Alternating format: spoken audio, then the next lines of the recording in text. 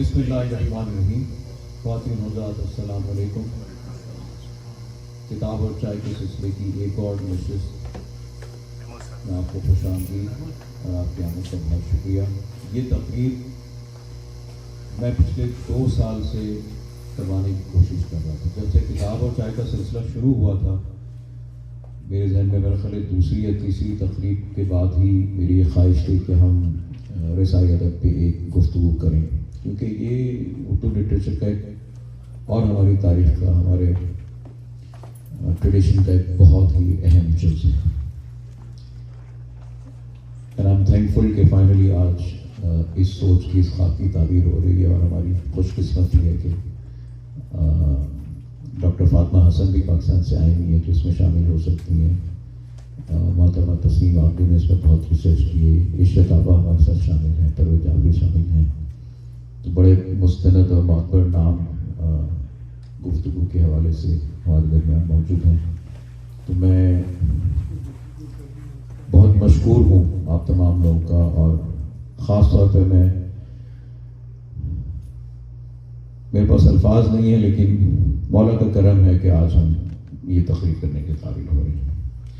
और सरफराज अहमद साहब, इनके पीछे भी हम बहुत अरसे से लगे हुए थे कि ये हमारी किताब और चाय की तकरीबात में शामिल हों, और फाइनली पिछली बार शामिल हुए तो इस मरतबा फिर शामिल हो रहे। तो बहुत बहुत शुक्रिया। मैं बग़ैर मज़ीद किसी तनकीद के अदील भाई से रिक्वेस्ट करूँगा कि आएँ और बाकायदा प्रोग्राम का आगाज़ करें।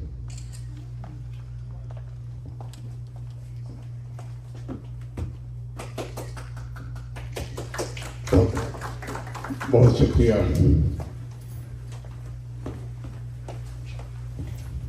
सराज भाई, गनीमत है कि हम सूरत यहाँ 2-4 बैठे हैं। जैसा कि सराज भाई ने कहा कि एक अरसे से इस मौजू पे, रसाई अदब के गुफ्तगू की ख्वाहिश उनकी भी थी, हमारी भी थी। और रसाई अदब पे शायद मखसूस एक मुरस्सा गुफ्तगू जो है यहाँ हमारी याद में नहीं है कि इस मौजू पे तफसील से कोई महफिल हुई हो। अच्छी बात है कि आज ये मौका मिला। मेरी गुजारिश है सबसे पहले डॉक्टर फातिमा हसन से पाकिस्तान से तशरीफ़ लाने इस्तक़बाल कीजिए।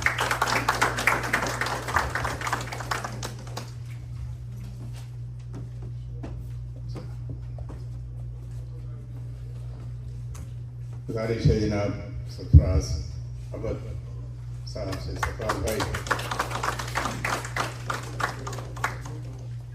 सरफराज भाई की खासी मसरूफियात, इसके बावजूद वो यहाँ पहुँचे, एयरपोर्ट से तशरीफ़ ला रहे हैं और एक घर की महफिल मजलिस को छोड़ के यहाँ हमारे साथ शामिल हुए।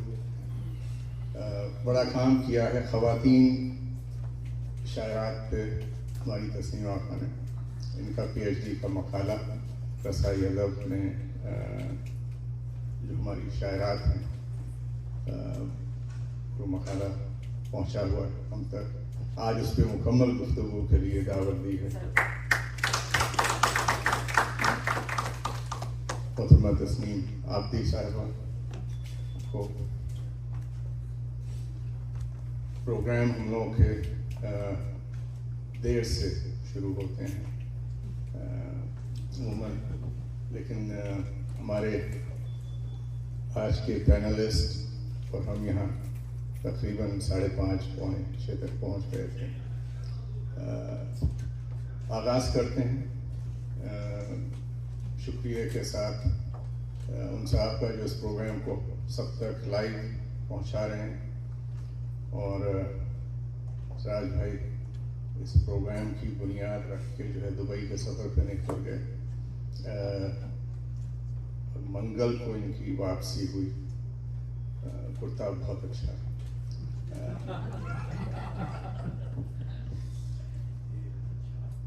दो किताबें जो हैं ये हमें मुझे नज़र आए अभी। मैं गुजारिश करूँगा डॉक्टर वाल जी से कि हमारे मजीद भाई के साथ ही एक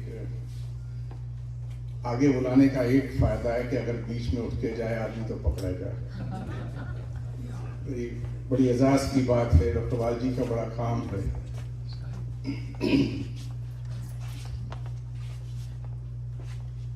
تو رسائی ادب کا سلسلہ جو ہے، ہم چاہتے تھے کہ تاریخی جائزہ بھی ساتھ ساتھ ہو کہ یہ صنف جو ہے شاعری کی، جہاں کے غم کا تذکرہ کسی انسان کی خوبیوں کے ساتھ۔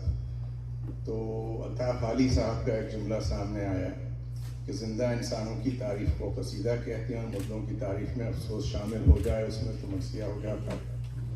تو پھر اس پہ مکمل گفتگو بھی ہونے والی ہے۔ صرف ابتدا جو ہے، حمایت علی شاعر صاحب کی ایک کتاب ہے عقیدت کا سفر، اس میں انہوں نے سن 700 ہجری سے لے کے اور 1398 تک کا سلسلہ پورا کور کیا ہے۔ آپ کو دکھائی بھی دیتے ہیں یہ دو کتابیں۔ اچھی بات یہ کہ انہوں نے خود ہی دی تھی، چھوٹی سی کتاب ہے عقیدت کا سفر، اور یہ بہت عرصے پہلے شائع ہوئی۔ سید محمد حسینی سے سلسلہ شروع ہوا دیکھیے، اور اختتام پذیر ہوئی یہ کتاب ماہر القادری صاحب۔ طویل موقع لگے ضرور دیکھیے گا۔ اور خواجہ بندہ نواز کے اسم دراز سید محمد حسینی 721 سے شروع ہوا معاملہ۔ آج کی ہماری پینلسٹ ہیں تسنیم عابدی صاحبہ، منقبتی اور رسائی ادب اور اردو شاعرات، یہ کتاب ان کی۔ اس پہ آج میری گزارش ہے ان سے کہ تفصیلی گفتگو ہو، 3 حصوں میں بانٹا اس کو۔ وقت ہوگا تو یہاں پہ مزید گفتگو رہے گی پروگرام کے بعد بھی۔ عربی میں قصہ جو ہے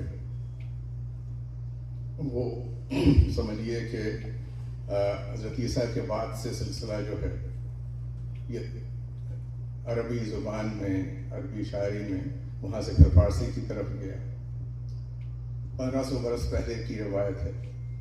روایت کے مطابق 2000 برس سے شواہد موجود ہیں۔ 61 ہجری میں واقع کربلا کے بعد ہر نمائندہ قلم کار نے امام حسین کا ذکر اور اس غم کو کسی نہ کسی طور، چاہے وہ نظم ہو، چاہے مثنوی کی صورت ہو، مسدس کی صورت ہو، مرثیے کا جو آج سلسلہ ہے سرفراز بھائی، جس میں کہ ظاہر سی بات ہے کہ بہت ہی تفصیلی اس کے لوازمات ہیں، جسے کہ مرثیہ کہا جائے، اس پہ تفصیلی گفتگو آپ سے رہے گی آج۔ تمہید اور سراپا اور چہرہ رخصت وغیرہ وغیرہ وغیرہ یہ سب سلسلے رہیں گے۔ امام حسین کی ملوکیت شکنی کا تذکرہ شاید ہی کوئی کسی مسلک کا شاعر ہو، اگر قلم کار ہے تو اس نے کیا، اور وہ تاریخ اسلام میں شامل ہے، تاریخ ہند کو شامل کر لیجیے۔ روایت یہ یوں بھی ہے کہ بی بی ام کلثوم نے مرثیہ کہا، مرثیہ لکھا، حضرت علی کی صاحبزادی، تو یہ 1400 برس پہلے کا سلسلہ ہے۔ میر انیس مرزا دبیر کے جو مراثی ہیں، ہمارے خیال میں ان سے بہتر مرثیہ لکھا جانا اگر ناممکن نہیں تو مشکل تو بہت ہے۔ کوشش ہر عہد میں رہی ہے۔ جوش صاحب کے مسدس جو ہیں ان کا ذکر نہ کرنا اس صنف کے ساتھ منافقت ہوگی۔ انہوں نے جو کام کیا ہے لاجواب کام ہے جوش صاحب کا۔ مرزا رفیع سودا صاحب جو ہیں انہوں نے مسدس میں رسالہ کو تاریخی اعتبار سے شامل کیا، مسدس کو مسدس کی تھی۔ تو ان تمام طویل گفتگو رہی، آدھا پروگرام ڈاکٹر صاحبہ کے ساتھ گھر پہ سلسلہ رہا کہ ہم صنف کے اوپر اگر رہیں اور دوسری طرف نہ جائیں، آج کے پروگرام میں تاریخی جائزے کے ساتھ آگے بڑھیں، لیکن دیکھیے گفتگو کہاں لے جاتی ہے۔ تو چلتے ہیں گفتگو کی طرف۔ اور آج کا پروگرام جو ہے ہم کیا اچھا ہو کہ خواتین کی تعداد ہمیں لگتا ہے کہ کم از کم برابر تو ہے آج. تو شروع کرتے ہیں تسنیم آپا سے. یہیں سے چاہیں تو جی مجھے کیونکہ شروع کرنا ہے تو اس میں مجھے آسانی بھی ہے اور مشکل بھی ہے. آسانی یہ ہے کہ میں اس عنوان کے اوپر اپنے بہت سارے خیالات کا اظہار کر سکتی ہوں, اور مشکل یہ ہوگی کہ میں اس کو سمیٹنا پھر بہت مشکل ہو جائے گا, کیونکہ یہ بہت وسیع ایک موضوع ہے. اچھا, رسائی ادب جو ہے نا, ابھی جو عدیل نے ابھی جو بات کہی رسا کے حوالے سے, تو وہ یہ بتا چکے ہیں کہ رسا کس زبان کا لفظ ہے اور کیسے وہ ہوا اور کس طریقے سے جو رسائی شاعری ہے وہ ظہور پذیر ہوئی.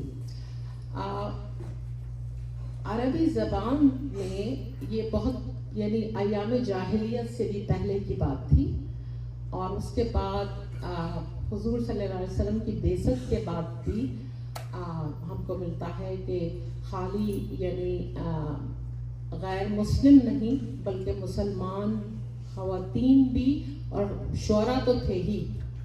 خواتین کے حوالے سے اگر میں بات کروں تو خواتین نے بھی رسائی کلام جو ہے وہ انہیں نے کہا ہے.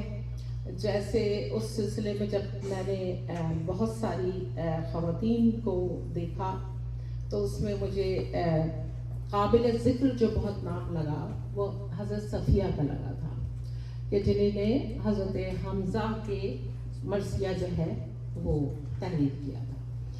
اچھا, اب میرا خیال ہے کہ میں اس عنوان پر بات کرنے سے پہلے مجھ سے دل نے کہا تھا, میں ان کی اجازت چاہوں گی اور اپنی کہ تھوڑا سا اگر کہیں تو کتاب کا میں تعارف کر دوں جو میں جس کے لیے آپ نے کہا تھا.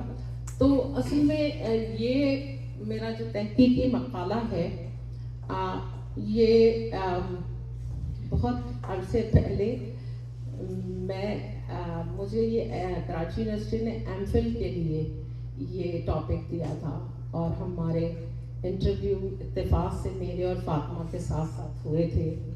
فاطمہ جو ہے انہوں نے پی ایچ ڈی کر لیا ذیک شیروانی پر, اور میں اتنی ضخیم کتاب کے بعد بھی الحمدللہ ڈاکٹر نہیں بن سکی, کیونکہ میں نے صرف تحقیقی کام کیا تھا اس وجہ سے کہ اس میں بیچ میں بہت بڑا رکھنا پڑ گیا تھا. فاطمہ کیونکہ وہیں تھی تو سہولت سے وہ کام کر سکی, میں کیونکہ وہاں تھی نہیں. پھر ہلال بھائی کے انڈر میں نے یہ کام شروع کیا تھا, تو پہلے ہلال بھائی, ہلال نقوی صاحب جو میرے سپروائزر تھے, وہ بہت زیادہ ان کی حالت خراب ہو گئی تھی اور وہ کام میرا شروع ہوتے ہی ختم ہو گیا تھا.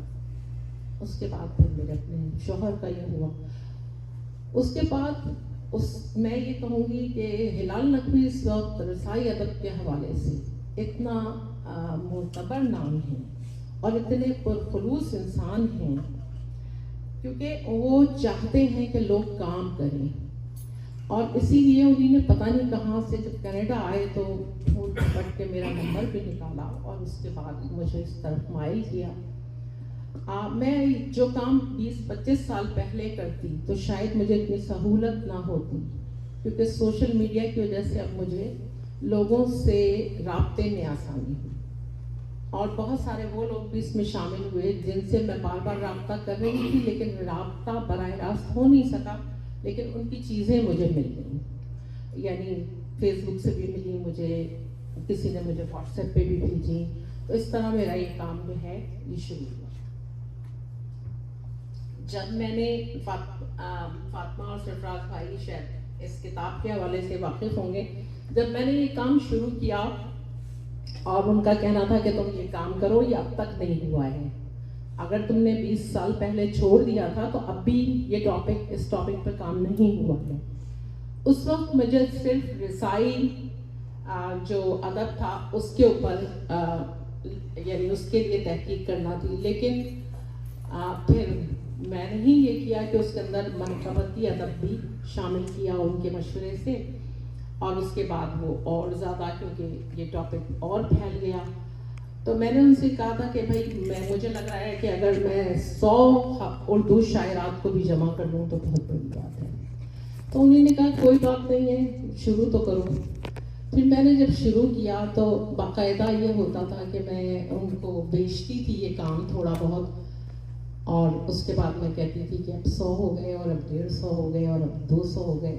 تو اس سلسلے میں مجھے انتہائی یعنی جو میں شکر گزار ہوں وہ ان تمام لوگوں کا جن سے میں نہ ملی تھی نہ کچھ، لیکن وہی ہے کہ جو بڑے لوگ ہوتے ہیں وہ اپنی ذات کے اندر نہ واقعی میں ایک درخت، ایک یعنی سایہ دار درخت کی مانند ہوتے ہیں۔ ریختہ والوں نے میری بہت مدد کی اس سلسلے میں، اسی طرح خاندان اشتہاد والوں نے میری لکھنؤ سے بہت مدد کی، پھر امروہہ والوں نے جہاں جہاں پر یعنی عزاداری کا اور رسائی ادب کا تھا ان لوگوں نے میری کافی مدد کی، جن کے میں نے نام اس کے اندر لکھے ہیں۔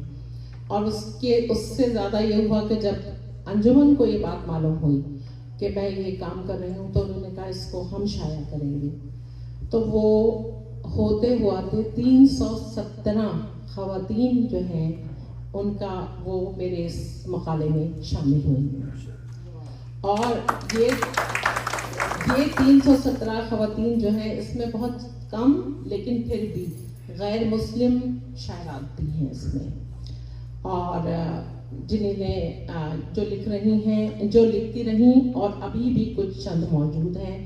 اور مجھے لگ رہا ہے کیونکہ انجمن نے کہا ہے کہ ایسا لگ رہا ہے کہ اس کا دوسرا ایڈیشن ہمیں جلدی لانا پڑے گا، اس کی وجہ یہ ہے کہ اس کے بعد بہت لوگوں نے وہ کیا ہے، رابطہ کیا ہے، اور ان کا کلام اور ان کی تعارف جو ہے وہ ہم کو ملا ہے۔ تو سیکنڈ ایڈیشن دیکھیں گے جب آئے گا تو اس میں انشاءاللہ مزید اضافہ ہوگا۔ اچھا، جہاں تک اس بات کا تعلق ہے کہ خواتین چاہے ادبی دنیا کی بات ہو یا کسی علمی شعبے کی بات ہو، آپ سب کو پتہ ہے یہ تو کہ عورت جو تھی وہ کچھ اگر تھوڑا بہت کرتی بھی تھی تو وہ منصہ شہود پر نہیں آتی تھی، یعنی اسے پہچانا نہیں جاتا تھا۔ اور میں خود یہ بات سوچتی تھی اور سوچتی ہوں، اور میں نے اس میں لکھا بھی ہے کہ وہ دور، وہ زمانہ کہ جب میر اور غالب اور اس جیسے لوگ ہوں تو یہ کیسے ممکن ہے کہ وہ کان میں وہ شاعری، وہ خوبصورت محفلیں، ان کا ذکر جا رہا ہو اور عورت پر کوئی اثر نہ ہوتا ہو؟ ایسا نہیں ہو سکتا۔ اور بات یہی ہے کہ انہیں لکھا نہیں گیا اور اس بات کی ضرورت ہی نہیں محسوس کی گئی کہ کوئی ان کی بھی رائے لی جاتی، بلکہ میں نے میرے اس کو میں نے 4 حصوں میں تقسیم کیا ہے، کیونکہ اپنا یہ جو میرے باب ہیں اس میں 4، ایک یہ کہ شروع سے یعنی اردو کے جب سے آغاز ہوا ہے جب سے، اور تقسیم ہند تک کا پہلا حصہ ہے، اور اس حصے میں اس زمانے کی شاعرات ہیں جو میر اور غالب کے زمانے کی تھیں، لیکن ظاہر سی بات ہے کہ وہ ان کو کوئی وہ نہیں کر سکتا تھا۔ رفتہ رفتہ ہی اب جو لوگ تحقیق کر رہے ہیں وہ مسلسل کسی نہ کسی حوالے سے خواتین تخلیق کاروں کے بارے میں لکھ رہے ہیں۔ تو اس کے بعد وہ اس میں نے ایک ایسی شاعرہ کا بھی لکھا ہے جو مجھے جب میں پڑھ رہی تھی اس سے تو مجھے بڑا افسوس بھی ہوا، بہت اچھی شاعرہ تھی، وہ بہت عمدہ لکھتی تھیں، اور ان کی کچھ چیزیں تھیں بھی جو ہمارے پاس نمونے کے طور پر، تقریباً ان کی 100 کے قریب شاید غزلیں ہوں گی اسی طرح۔ تو یہ میری گفتگو ان سے ہوئی تھی ریختہ میں، عذرا نقوی صاحبہ، تو میں نے ان کو سے گفتگو جب کی اسی کے ذریعے، اپنے نیٹ کے ذریعے، تو میں نے کہا مجھے وہ پڑھ کر جیسے یقین نہیں آ رہا ہے، تو انہوں نے کہا یہ یقین نہیں، یہ سب یقین نہ کرنے والی ہی باتیں ہیں لیکن یہ ہوئی ہیں۔ تو انہیں نے بہت شاعری کا انہیں شوق تھا اور انہوں نے لکھا، اور اس وقت مجھے ذہن میں نام نہیں ہے، میں دیکھ کے بتا دوں گی اگر کوئی پوچھے گا تو. انہیں نے اپنا سارا مجموعہ جو ہے وہ اپنے شوہر کو دکھایا، اور شوہر نے ان پر جیسے کہ جبر کیا، ظلم کیا، اور جب وہ نہیں مانی تو انہیں نے ان کا مجموعہ لے کر جلا دیا، جتنا بھی ان کی بیاس تھی اسے جلا دیا. اور اس جلانے کی وجہ سے ان کے اتنا دل پہ اثر ہوا کہ وہ مر گئی تھی. تو اس علاقے کے لوگ جو تھے نا وہ یہ کہتے تھے کہ دیکھو اتنا اچھی لکھنے والی تھی یہ، لیکن جو بھی لکھنے والیاں ہوتی تھیں، میں کیونکہ خواتین شاعرات کے بارے میں آپ لوگوں سے ذکر کر رہی ہوں، تو جو میں شروع کی میری جو تحقیق ہے اس میں یہ کہ وہ اگر ہوتی بھی تھیں تو غزل اور اس کو تو چھوڑے، یہ جو رسائی کلام ہوتا تھا اسے بھی علل اعلان نہیں کہتی تھی کہ ہم نے کہا ہے. اور میرا خیال ہے میں نے بہت وقت لے لیا. نہیں دیکھیے بات بڑی اچھی جہاں جا رہا ہے، ہم تو چاہیں گے ان کا نام بھی نکال کے آپ بتا دیں، لیکن جہاں تک اچھی چیزوں کو جلانے کا سلسلہ ہے ہماری تاریخ تو بڑی بالکل الحمدللہ ہمارے بڑوں نے تو، اور دنیا کے دوسرے بڑوں نے پوری لائبریریز جلوا دی تھی، تو آپ جاری و ساری رکھیں. تو اسی طرح اور انہیں نے کہا، اور مرثیے کی خواتین یعنی باقاعدہ مرثیہ گوش جو شاعرات ہیں وہ کم تعداد میں ہیں، سلام کہنے والی تو بہت زیادہ ہیں. اور بقول ہلال نقوی صاحب کے کہ مرثیت وہ کہتے ہیں سلام تو حسنیہ غزل ہے، یعنی جو غزل کہہ سکتا ہے وہ بہت آسانی سے سلام بھی کہہ سکتا ہے. اور یہی وجہ ہے کہ آج کے زمانے کی جو مجھے بہت ساری شاعرات ملی ہیں وہ سلام کو بہت ساری ملی ہیں، لیکن مرثیہ اور ربائی تو بہت کم لوگ کہتی ہیں. یہ تو ہماری عشرت کو ہی اللہ نے یہ ہنر دیا ہے کہ وہ ماشاءاللہ سے ربائی بھی کہہ لیتی ہیں، کیونکہ اس کا اور اس کے حوالے سے میں یہ بتاؤں کہ پھر بہت ساری ایسی خواتین اس میں موجود ہیں. میں ایک واقعہ سنا کر پھر اپنی گفتگو ختم کروں گی کہ میرے اس کے اندر منقبت اور مرثیہ اور ربائی اور اس کے علاوہ جو سلام وغیرہ قصیدے جو کہیں ان کے بھی نمونے موجود ہیں جن خواتین کا میں نے ذکر کیا ہے. میں ایک قصہ سناؤں گی ایک خاتون کا جن کا نام شاندار بیگم تھا. شاندار بیگم لکھنؤ کی رہنے والی تھیں اور وہ اپنے گھر میں 3 بہنوں میں سے ایک چھوٹی بہن تھی. ان کو ان کے گھر کا یہ ماحول تھا کہ بہت بہنیں 3 تھیں اور والد کی بہت لاڈلی بہنیں تھیں، یہ 3 بیٹیاں تھیں. تو وہ شام کو جب اپنے گھر کے انگنائی میں بیٹھتی تھیں تو کوئی سڑک پہ گزرتا تھا، جو کوئی تھا نہیں، یہ تو دیواریں تو اتنی اونچی ہوتی تھی کہ اس کا سوچ بھی نہیں سکتے، لیکن آواز آ جاتی ہے، وہ شخص نظر نہیں آتا تھا اور وہ غزل گنگناتا ہوا جاتا تھا. اور ان کے اندر ان کی طبیعت کیونکہ موزوں تھی تو وہ یہ سن کر بہت خوش ہوتی تھیں اور پھر کوشش کرتی تھیں گنگنائیں، لیکن یہ رواج نہیں تھا. زمانہ آپ دیکھیں یہ زمانہ نہیں تھا. اور وہ بہت سارے اشعار جیسے کہا تھا تیغ ادا بے نیام ہو جائے، نہ یوں کہا تھا، نہ یہ کہا تھا کہ یوں قتل عام ہو جائے. تو انہیں نے اس کا طریقہ یہ نکالا کہ انہیں نے اس پر نوحہ کہا، حسین بولے سفر اب تمام ہو جائے، نہ آگے جائیں یہیں پر قیام ہو جائے، پورا اس پہ کہا. اسی طرح بہت ساری اور انہوں نے نوحے لکھے. تو وہ 4-5 دن کے بعد جب انہوں نے 4-5 اس طرح نوحے لکھ لیے تو اپنے والد سے کہا. ایک دن صبح جب وہ دفتر جا رہے تھے کہنے لگی کہ کوئی میں یہ جو واقعہ بتا رہی ہوں یہ سچا واقعہ ہے اور 100 سال پرانا ہے، 110 سال پرانا. تو وہ انہوں نے کہا کہ اپنے والد کو مخاطب کر کے کہ بھائی ابا میں نے نوحہ کہا ہے، تو وہ بڑا خوش ہوئے، کیونکہ مذہبی شاعری کو ایک اس میں جس کو کہتے ہیں اس کی پھر اجازت مل جاتی تھی. تو انہیں نے جب بتایا تو بہت خوش ہوئے، وہ انہیں اپنے ہینڈ رائٹنگ میں لکھ لیا، اس کو نوٹ کر لیا. پھر یہ 2-4 مرتبہ یہ سلسلہ چلتا رہا. تو جب انہیں نے دیکھا کہ بیٹی بہت اچھا لکھ رہی ہے تو بہت اس کو شاباشی دی اس کو، بہت اس کو یعنی حوصلہ افزائی کی. تو وہ بہت، بیٹی صاحبہ بہت خوش ہو گئی. انہوں نے کہا والد سے کہ آپ آج جب شام کو آئیں گے نا دفتر سے تو میں تختی پوت کے رکھوں گی، مطلب تاکہ مجھے لکھنا آ جائے. تو انہوں نے کہا نہ بیٹا یہ نہ کرنا. انہوں نے کہا کیوں؟ کہ اس لیے کہ اگر لکھنا آ جائے گا تو پھر کنکوے پہ خط بھی لکھنا سیکھ جاؤ گی. اور ان خاتون نے 160 نوحے کہے جو چھپے بھی. اور وہ صاحبہ جو ہے وہ میری نانی تھی، شاندار بیگم صاحبہ.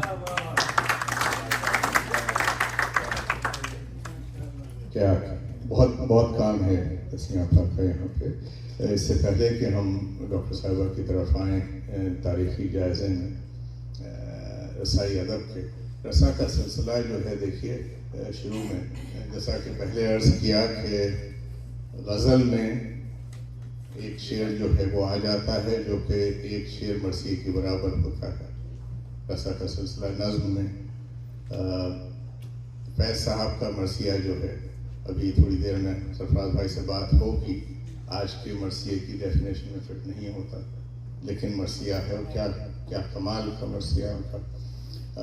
یہاں بیٹھے ہوئے پرویز بھائی علی سردار جعفری صاحب کے آپ پیسیجز لے لیجیے پورے، تو ایک ایک بند جو ہے مرثیے کی برابر ہے، لیکن وہ مرثیہ نہیں ہے آج کی جو ٹرمینالوجی کہہ دیجیے. نہیں وہ باقاعدہ مرثیہ تو الگ والا سلسلہ ہے دیکھیے پرویز بھائی، لیکن جو ابھی گفتگو ہوگی اس میں پورے نوٹس وقت اتنا نہیں ہوتا کہ ہر چیز بعد میں کور کرے. ایک نظم ہے جس کا کوئی تعلق کربلا سے نہیں ہے، مصطفیٰ زیدی کی نظم ہے، جہاں انہوں نے اچانک 6 مصرے آ جاتے ہیں کہ علم سقراط کی آواز ہے عیسیٰ کا لہو، علم سیارہ و گہوارہ و انجام و نمو، علم بیٹے کی نئی قبر پہ ماں کے آنسو، علم عباس علمدار کے زخمی بازو، وادی ابر میں قطروں کو ترس جائے گا، جو ان اشکوں پہ ہنسے گا وہ جھلس جائے گا. اس نظم میں اس سے پہلے اس کے بعد کہیں کربلا کا تذکرہ نہیں ہے، لیکن کربلا کا ریفرنس جو ہے 61 ہجری کے بعد رہا. ہر شاعر کے یہاں کہیں نہ کہیں آیا ہے، چاہے اس میں تمہید ہو، چہرہ نہ ہو، سراپا نہ ہو، اس میں بین نہ ہو، مرثیہ ہے. آج آپ نہ کہیے اس میں مرثیہ، اس پہ آپ لوازمات لگا دیجیے پورے. مرثیہ تو ایک مصرع ہے. میر صاحب کا مرثیے میں آج شبیر پہ کیا عالم تنہائی ہے، اس سے پہلے اور باقی کو ضرورت رہ جاتی ہے. ایک مصرع ہے پورا مرثیہ. شبیر اٹھ کھڑے ہوئے دامن کو جھاڑ کے، ایک مصرع ہے. یعنی پہلا مصرع آپ نہ بھی پڑھیں تو حضرت علی اصغر کو دفن کرنے کے بعد ایک یہ بیعت آئی، کمال کی بیعت ہے، پوری مجلس ہو سکتی ہے اس میں. تو جو قواعد و ضوابط ہم نے اپنے ساتھ رکھیے گا اس پہ تو مکمل گفتگو ابھی ہونے جا رہی ہے. آئیے چلتے ہیں ڈاکٹر صاحبہ کی طرف. اور ہماری تو ایک محفل ہو چکی ہے آج دوپہر میں. ڈاکٹر صاحبہ روشنی ڈالیے رسائی ادب پر. بلکہ ایک چیز رہ گئی، بہت کلام ہوتا ہے پر 2 مصرے آپ لوگ سنیے. ایک نظم کے 2 مصرے ہیں. گنگا پکارتی ہے یہاں ہر دوار سے، گنگا پکارتی ہے یہاں ہر دوار سے، پانی میرا انڈیل تو لے جا کے کربلا، پانی میرا انڈیل دو لے جا کے کربلا. آپ سب سے گزارش ہے اپنی دعاؤں میں یاد رکھیے گا. کل انتقال ہوا ٹورانٹو میں ستیہ پال آنند صاحب کا. یہ 2 مصرے انہی کے ہیں، اور یہ 2 مصرے بھی ایک مرثیے کی برابر ہیں جہاں تک ہمارا تعلق ہے. بہت بڑا کام ہے ان کا اردو ادب کے سلسلے میں. बात ये हो रही थी कि 2 मिनट की खामोशी इख्तियार करें। हमने कहा साहब ये काम हमारी महफिल में होना बहुत मुश्किल है, 1 मिनट भी मुश्किल है, तो क्या अच्छा हो कि दुआ की गुजारिश कर लेंगे इंशाअल्लाह सत्या पारायण साहब के लिए। जी डॉक्टर साहब। मैं भी कुछ कहूँगी। सत्या पालानंद हमारे लिए घर के एक फर्द की थी। उन्होंने हजरत अली की मनक़बत लिखी है, उनकी नात बहुत मशहूर हुई, और उन्होंने इमाम या हुसैन को जिस तरह अपनी नज़्म में अमर कर दिया है, वो अलग एक नज़्म है, और वो हमारे इनके पास मौजूद है। अगर वक्त मिला तो उसमें से कुछ सुना देंगे। तो उनका कल ही इंतकाल हुआ है। अल्लाह ताला उनको, उनकी रूह को ऐसे मकाम पे रखे जहाँ सुकून ही सुकून हो, क्योंकि वो हमा दीन थे, हमा इंसानियत थे और हमा खैर थे। मैं उनके खैर के कामों को भी जानती हूँ। जो उर्दू के लिए उनकी खिदमत है वो नाकाबिले फरामोश है, और अपनी मिट्टी से जो उन्हें मोहब्बत थी, जिसके लिए वो तड़पते थे कि मैं किसी तरह अपने वतन जा सकूं, अल्लाह ने मेरे ऊपर ये करम किया कि मैंने उनको वहाँ तक पहुँचाने का इंतज़ाम किया था। और आज मैंने पढ़ा कि वो अपनी खाक वहाँ भेजना चाहते थे। शायद हो जाए इसका इंतज़ाम, मगर खाक होने से पहले वो अपनी खाक तक पहुँच गए थे, इसका मुझे इत्मीनान है। तो इसके बाद इन चंद दिनों के बाद हम अपने टॉपिक पे आते हैं। असल में जैसा तस्नीम ने कहा, इनकी बातों से दो जो मज़ीद शाखें मेरे जहन में खुली। एक तो ये कि ये मौजू बहुत तवील है, और अगर हम रसाई तारीख को देखें तो कुछ अदील ने इशारे दिए हैं, हम बहुत पीछे चले जाएंगे। इंसान का जो अव्वलीन इजहार है, मुहज़्ज़ब इजहार है, वो शायरी है, और जब उसे दुख होता है तो वो चीखता है या शेर कहता है। जैसे कि आजकल इशरत आफरीन कर रही हैं कि ये मुसलसल फ़लस्तीन के लिए जो नज़में लिख रही हैं वो खुद मर्ज़ी है, और फ़लस्तीन की तारीख को कहीं जहाँ सनद मिलेगी वो अदब से ही मिलेगी। तो इनकी यहाँ मौजूदगी भी बहुत हमारे लिए काबिल कदर है। परवेज़ जाफरी यहाँ मौजूद है, इनका ख़ानदान और ये खुद एक ऐसे घराने से ताल्लुक़ रखते हैं जिसकी तहज़ीब ही रसाई थी। जब मुझे ईरान बुलाया गया था कि मैं रज़वी कल्चर पर एक अवार्ड देने के लिए 8 ख़वातीन को, तो उसमें से एक मैं भी थी, और मुझे कहा गया था कि रज़वी कल्चर पे बात करें। तो मैंने कहा था कि बरसग़ीर का कल्चर रज़वी ही कल्चर है। हम पैदा होते हैं इमाम ज़ामिन से, हम कब्र में जाते हैं इमाम ज़ामिन के साथ, और वो इमाम ज़ामिन इमाम रज़ा के नाम का होता है। तो करबला जो है इसको, और जो करबला पर लिखी हुई किताबें हैं, वो हमारा कल्चर है, और वो कल्चर बरसग़ीर का एक अपने रंग में ढल गया बरसग़ीर में आके। और इसकी इब्तिदा जो बरसग़ीर में हुई रसाई अदब की, ये उर्दू के साथ हुई। अब हम सबको मालूम है कि इससे पहले वहाँ बरसग़ीर की ज़बान भी फ़ारसी थी, और दरबार की ज़बान भी फ़ारसी थी। जो वहाँ की एलीट क्लास थी, अशराफिया थी, लिखने वाले थे, सबक हिंदी का हमारे पास बड़ा ज़ख़ीरा है जो फ़ारसी ज़बान में था। मगर जब उर्दू ज़बान का आई, और आप सबको मालूम है कि उर्दू ज़बान का आगाज़ और इर्तिक़ा दक्कन से हुआ, हैदराबाद दक्कन से। अभी इन्होंने मिराजुल आशिकीन का हवाला दिया गया, वो भी हैदराबाद दक्कन में लिखी गई थी। तो यूँ हुआ कि तुगलक के इंतकाल के बाद दक्कन में बहमनी सल्तनत कायम हुई, और जब बहमनी सल्तनत का ज़वाल हुआ तो 5 रियासतें वजूद में आईं, जिनमें से 2 रियासत बीजापुर और गोलकुंडा, ये इनके जो सलातीन थे वो शिया थे, اور علم و ادب اور فنون سے ان کو ایک ایسا لگاؤ تھا کہ وہ خود بھی لکھ رہے تھے۔ بیجاپور کی سلطنت جو تھی اس میں جو نام آتا ہے وہ ان کا ہے عادل شاہ ثانی کا، جو خود شاعر تھے، اور گولکنڈہ کی سلطنت جو تھی اس میں عبداللہ قطب شاہ جو اس کے سلطان تھے وہ خود شاعر تھے، اور انہی کے خاندان، انہی کے پوتے تھے غالباً قلی قطب شاہ، جن کو اردو کا پہلا شاعر کہا جاتا ہے۔ وہ خود ان سے ہی باقاعدہ اردو شاعری کا آغاز بھی ہوتا ہے، اور ان کے کلام میں رسائی کلام بھی ملتا ہے۔ مگر اس دور میں جو سب سے بڑا کام ہوا وہ مثنوی نوسرحال 1503 عیسوی میں لکھی گئی، جو مرثیے کی پہلی کتاب ہے اردو کی۔ اور یہ میں نہیں کہہ رہی ہوں، یہ انجمن ترقی اردو پاکستان نے شائع کی ہے۔ مثنوی پدم راؤ کے بعد یہ دوسری مثنوی ہے، شائع کی گئی ہے، اور یہ مرثیے کی پہلی کتاب ہے۔ یہاں سے مرثیے کا آغاز ہو رہا ہے۔ پہلے جو شاعری تھی، ہم سب جانتے ہیں اردو شاعری کا آغاز مثنوی سے ہوا، مسدس بعد میں داخل ہوئی، غزلیں اور دیگر اصناف اس کے بعد آئیں۔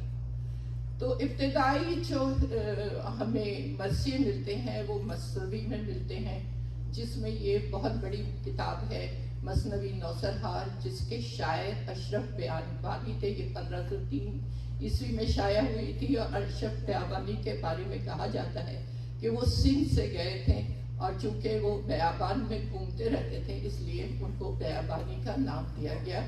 اور ظاہر ہے کہ ان سب کی سرپرستی سلطان کی سلطنت کی طرف سے ہو رہی تھی، ریاست کی طرف سے ہو رہی تھی، تو بڑا جو رسائی ادب ہے وہ تخلیق ہو رہا تھا۔ اگر آپ کتاب پڑھیں دکن میں اردو تو آپ کو اس میں ہی سارا رسائی ادب مل جائے گا، کہ وہ زیادہ تر رسائی ادب تھا۔ اور اس کی وجہ یہ تھی کہ جو اس وقت کے سماجی اور سیاسی حالات تھے، لوگ ان سے پریشان تھے، اور انہیں کربلا کے اشتہاروں میں اپنے دل کی بات کہنے کا موقع مل رہا تھا۔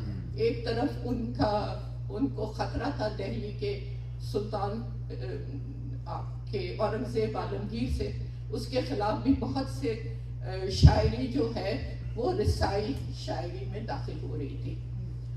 اب یہ رسائی ادب جب دہلی اور لکھنؤ میں پہنچا تو اس نے مسدس کی شکل اختیار کی۔ دہلی میں پہلا شاعر جو شاہ حاتم اور سودا ابتدائی نام ہے، جنہوں نے مسدس میں مرثیے لکھے، ان کے بعد ایک لمبی فہرست ہے ناموں کی، انشاءاللہ اس پہ بعد میں بات ہوگی۔ لکھنؤ میں 4 نام ہیں ابتدا میں: مرزا دلگیر، مرزا فصیح، میر خلیق اور ایک اور نام ہے، ابھی میں بتا دوں گی کہ میر فصیح، میر فصیح۔ یہ دبیر اور انیس کا دور بعد میں آیا، یہ ابتدائی دور ہے۔ یہ بالکل ابتدا کے 4 نام ہیں۔ اس کے بعد ایک اور دور آیا، نام ریپیٹ بھی ہوتے رہے ہیں۔ یہ جو تھے مرزا دلگیر، مرزا فصیح، میر خلیق اور ایک اور نام، خیر میں بھی وہ پرچہ میرے پاس ہے، میں بتا دوں گی۔ یہ 4 شعراء تھے جو ابتدائی ہیں لکھنؤ کے، اور دبیر اور انیس کا دور بعد میں آیا ہے۔ اور وہاں پہ بھی یہ ہوا کہ جب نوابین کی سرپرستی حاصل ہوئی ہے تو مرثیہ بہت اوج پر گیا ہے۔ لیکن میں اپنی تاریخ کا بات یہاں پر روکتی ہوں، کیونکہ اس کے بعد جو ادوار آئے ہیں ان پر پھر اگلے اس میں بات کریں گے، کیونکہ مرثیہ گو شعراء کے علاوہ جو ترقی پسند شعراء کا ایک دور آیا ہے، اور جو اقبال کا دور ہے، خود اقبال کی اپنی شاعری ہے، یا خلافت موومنٹ میں جب وہ شعر کہا گیا کہ قتل حسین، جو ان کا مولانا محمد علی جوہر کے جو اشعار ہے، اسلام زندہ ہو. قتل حسین اصل میں مرگ یزید ہے. اسلام زندہ ہوتا ہے ہر کربلا کے بعد. تو جب بھی ایسا دور محن آیا یا دور استبداد آیا تو وہ شاعری کی گئی جو سب کو امام حسین آئے, کیونکہ استبداد کی قوت کے سامنے جو سب سے بڑا نام ہے وہ امام حسین کا ہے. وہ کل بھی تھا, وہ آج بھی ہے, اور اس پر ابھی میں بعد میں بات کروں. ہم آتے ہیں سرفراز بھائی کے. سرفراز بھائی دور حاضر ایک آپ سے عرصے سے وعدہ ہے کہ جی میں دور حاضر آپ بہت عنایت, آپ کی بہت شکریہ. ابھی آپ نے ایک تحقیقی اور تاریخی جائزہ تو ملاحظہ فرما لیا, اور اصل میں بات جو تھی رسائی ادب کی, تو رسا جو ہے وہ ازائیہ شاعری کو کہتے ہیں. جی جی ازائیہ شاعری کو ہم کربلائی شاعری کہتے ہیں. رسائی ادب ہے اصل میں یہ وہ ادب عالیہ ہے جو بین الاقوامی ادب کے مقابل اس کے معیار کے مطابق ہے. اور یہ روضہ خوانی, رسائی ادب میں نوحہ خوانی, سوز خوانی, جیسے آپ نے کہا روایت میں جو مطلب ایک اس میں کوئی شک نہیں ہے کہ ایک مصرع بھی تمام اسامس پر ایک مصرع بھی رسائی ادب ہوتا ہے. کہ ضبیر نے کہا کہ آسماں دور زمین سخت کدھر جاؤں میں, بیویوں مل کے دعا مانگو کہ مر جاؤں میں. آپ اس کے بعد کیا, لیکن میں یہ عرض کرنا چاہ رہا تھا کہ رسائی ادب میں سب سے جب آپ اپنے کمال پہ پہنچے تو ہم مرثیے پہ آتے ہیں کہ مرثیہ جو ہے وہ سودا سے اور پھر میر انیس اور مرزا دبیر, یہ کربلائی ادب جو ہے, رسائی ادب اصل میں کربلائی ادب ہے. اچھا یہ ادب کسی فرقے کی, کسی قوم کی, کسی ملت کی جاگیر نہیں ہے. ابھی آپ نے لوگوں سے سنا کہ اس ادب میں مختلف مقاصد فکر کے لوگ, مختلف مقامات کے لوگ اس میں شریک ہوتے رہے. تعصب کی بھیڑ جس صرف سخن کو چاہیں آپ چڑھا دیں, لیکن جو حقیقت ہے وہ یہی ہے.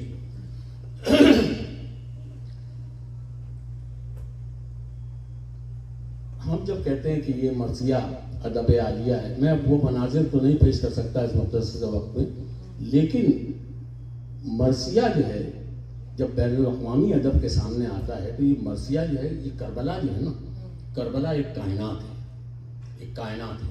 کربلا کے متعلق جو رسائی ادب میں لکھا گیا ہے اس میں پوری زندگی موجود ہے, پورا معاشرہ موجود ہے, تمام تعلقات موجود ہیں, خاندان موجود ہیں, اور اس کے ساتھ ہی تمام اصناف سخن کا احاطہ جو ہے وہ مرثیے میں کیا جاتا ہے. اس میں غزل بھی ہے, اس میں قصیدہ بھی ہے, اس میں حزنیہ بھی ہے, اس میں رجز بھی ہے, اس میں جنگ بھی ہے, اس میں مارکے بھی ہیں. سب جس طرف آپ جائیں گے وہ آپ کو مرثیے میں سمٹ کے ملے گا. اور اس کمال پہ پہنچنے میں ہم امام مرثیہ جو ہے نا, میر انیس کو اس لیے کہتے ہیں, انہوں نے خود بھی کہا کہ جب تک یہ چمک مہر کے پرتو سے نہ جائے, اقلیم سخن میرے قلم رو سے نہ جائے. تو وہ اقلیم رشتہ نہیں کہا, اقلیم سخن کہا کہ اس لیے کہ مرثیہ جو ہے ہر چیز کا احاطہ کیے ہوئے. اب اس مرثیے میں اب آپ جیسے کہیں کہ متقدمین نے جو مرثیے لکھے ہیں ان کے اجزاء ہوتے تھے کہ چہرہ ہوتا تھا, رجز ہوتا تھا, آمد ہوتی تھی, جنگ ہوتی تھی, گھوڑا ہوتا تھا, تلوار ہوتی تھی, قصیدہ ہوتا تھا, غزل ہوتی تھی, مسائل ہوتے تھے, ایک طویل فہرست ہے. اچھا وہ مرثیے 400 بند کا, 500 بند کا, 1000 بند کا, 1100 بند کے مرثیے اس کے موجود ہیں. تو اس وقت پڑھنے والے بھی تھے, سننے والے بھی تھے, لکھنے والے بھی تھے. ہم اس دور میں جب فقدان ادب ہے, آج ہمارے یہاں ادب کو جو ہم نے جو سمجھا تھا کہ ادب ایک سنجیدگی کا نام ہے, لیکن وہ سنجیدگی جو ہے وہ تفریح میں تبدیل ہو چکی ہے. انتہا یہ ہے کہ منقبتی اور غزل کی محفلوں کا تو اللہ حافظ جو ہو رہا ہے سو ہو رہا ہے. ہمارے ہاں اس ادب کے فقدان میں مرثیہ کون لکھے، کون سنے، کون پڑھے والا وقت ہے. یہ تو آپ کو بہت بڑا اعزاز حاصل ہے کہ آج آپ مرثیے پہ گفتگو کر رہے ہیں. میرے پاس نہ کوئی اسکرپٹ ہے، نہ کوئی نوٹ ہے، اپنی یادداشت کی بنیاد پہ جو کچھ عرض کر رہا ہوں وہ حاضر خدمت ہے کہ مرثیہ جو ہے یہ ایک معاشرہ بناتا ہے، مرثیہ جو ہے ایک تہذیب دیتا ہے، مرثیہ جو ہے وہ آپ کو ادب سکھاتا ہے. یہ ہم نے اپنے بزرگوں کو دیکھا ہے، سنا ہے. لیکن اب کیا ہے کہ ادب کا ہی فقدان ہے اس وقت ہمارے. آپ آج کے دور کی بات کریں گے، آج لوگ مصرع سمجھنے والے نہیں، مصرع لکھنے والے نہیں. آپ مصرع لکھیں، دیکھیے شاعری الگ چیز ہے اور شعر الگ چیز ہے. شعر لکھی ہوئی 2 سطروں کا نام ہے، شاعری اس کی روح کا نام ہے جو اس کے اندر موجود ہے. عموماً لوگ جو تعریف کرتے ہیں وہ ان 2 مصروں کی، یعنی وہ 2 مصرے جو ہیں وہ ایک ظرف شاعری ہیں، ایک ظرف، وہ ظرف بناتے ہیں بڑا خوبصورت، بہت حسین، لیکن وہ خالی ظرف کی تعریفیں ہو رہی ہوتی ہیں، اس میں سے شاعری غائب ہوتی ہے. اب شاعری کیا ہوتی ہے؟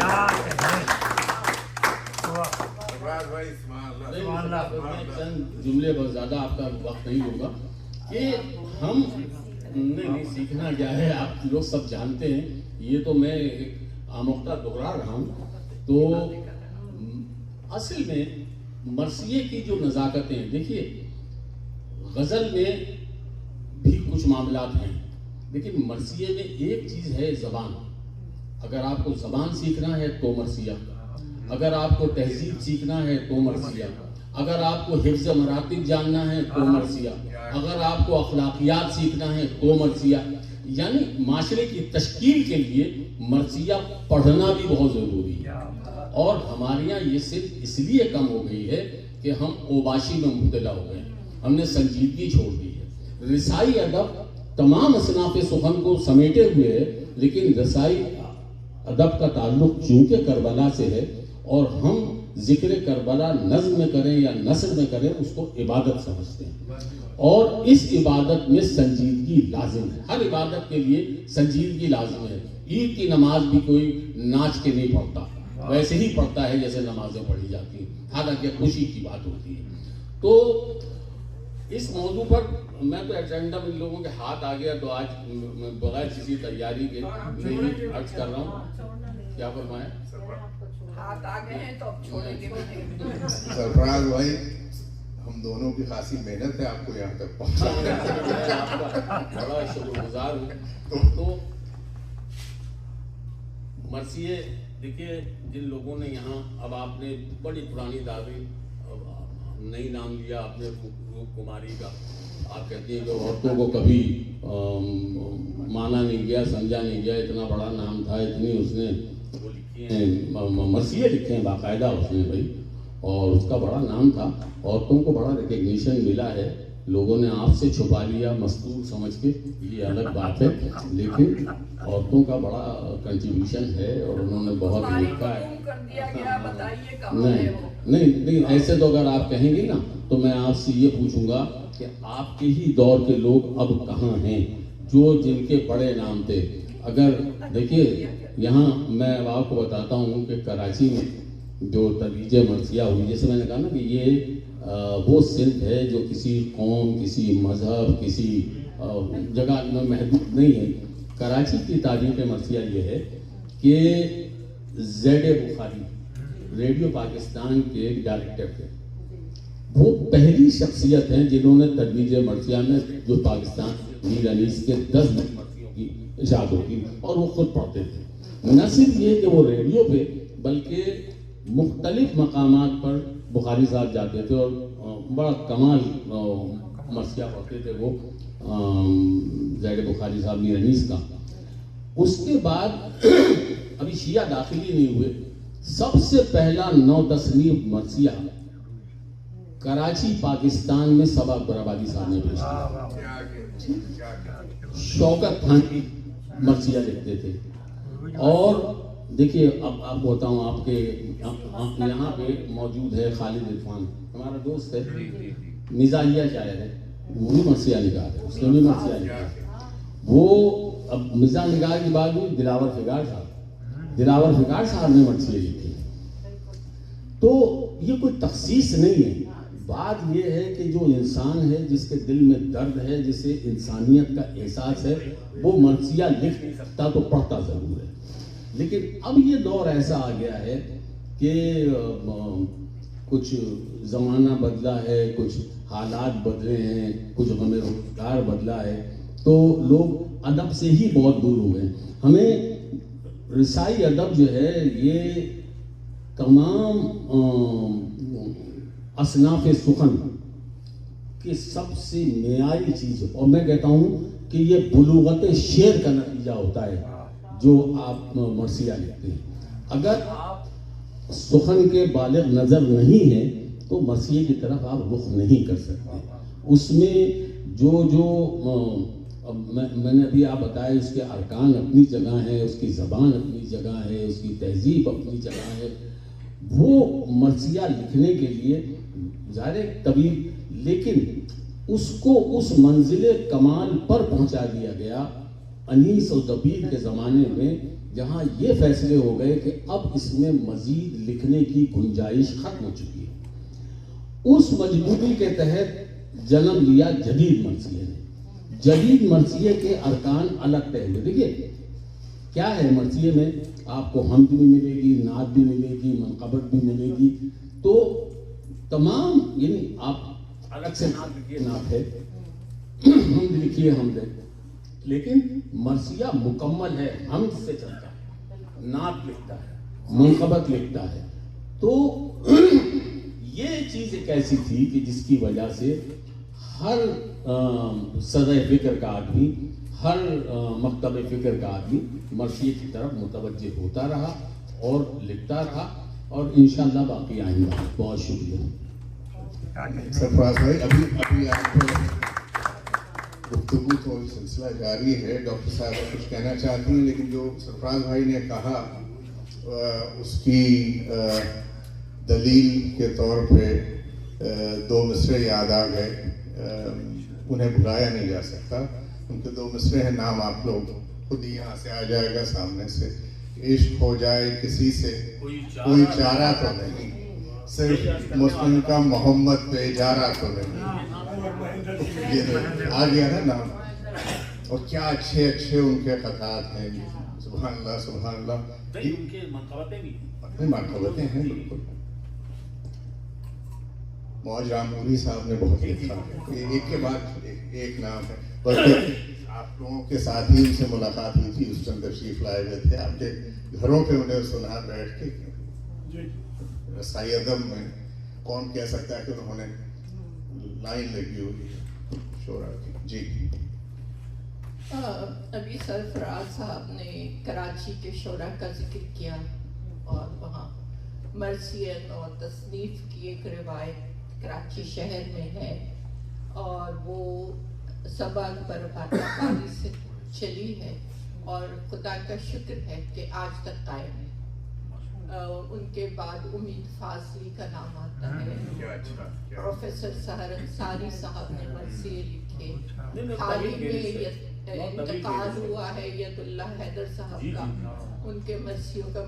اس وقت ایک نوجوان، کل چند روز پہلے ایوان جوش میں ایک محفل مصالمہ تھی، تو ندیم نقوی صاحب نے مجھے بتایا کہ انہوں نے 4 نئے مرثیے لکھے ہیں، اور جب میں آؤں گی تو میں آپ کو سناؤں گا. تو یہ ہے کہ جب تک میرا خیال ہے کہ یہ دنیا باقی ہے، امام حسین کی عزا باقی ہے، اور ہمارا کلچر باقی ہے. دیکھیں مرثیہ ہماری ثقافت ہے. آپ نے کہا نا کہ مرثیے سے ہم سیکھتے ہیں، آداب مجلس بھی سیکھتے ہیں، آداب زندگی بھی سیکھتے ہیں، رشتوں کا احترام بھی سیکھتے ہیں، دل کا سوز بھی آتا ہے، اور اس کے اظہار کا سلیقہ بھی آتا ہے.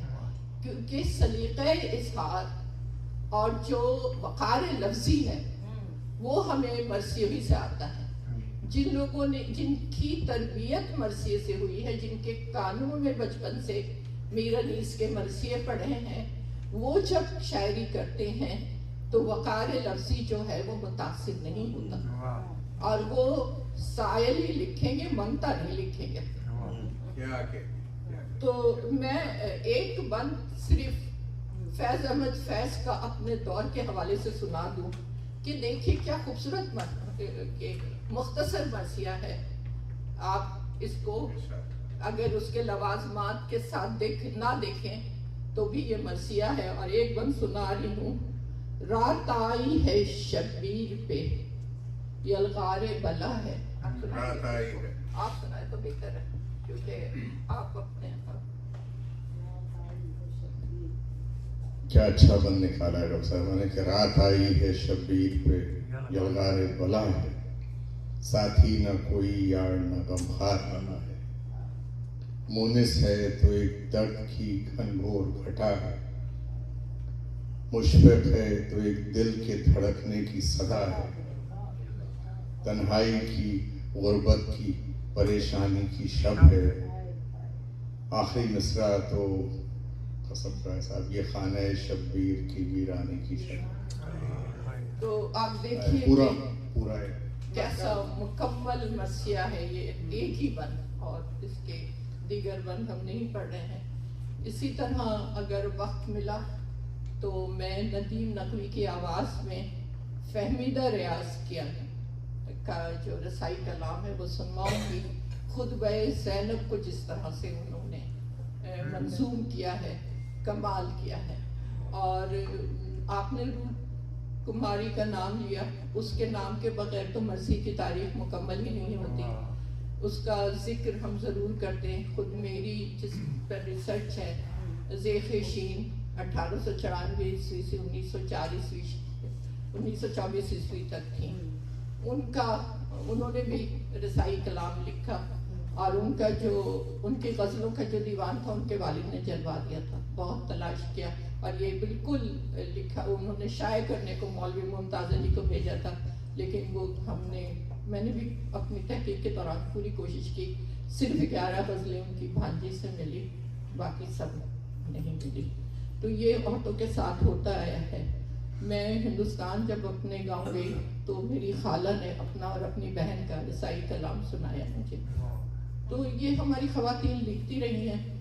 मैं शायद हिजरत होने के बाद हमारा ख़ानदान अगर कई हिजरतों के बाद इतनी हमारे अंदर तरक्की आती है कि सैदानियाँ बाहर निकल सकती हैं, तो मैं बाहर आ सकी। और शायद मैंने खाला से कहा कि मैं आपका और आपकी बहन का मुकाफात अमल हूँ कि मैं खुल के शायरी कर रही हूँ और सुना रही हूँ।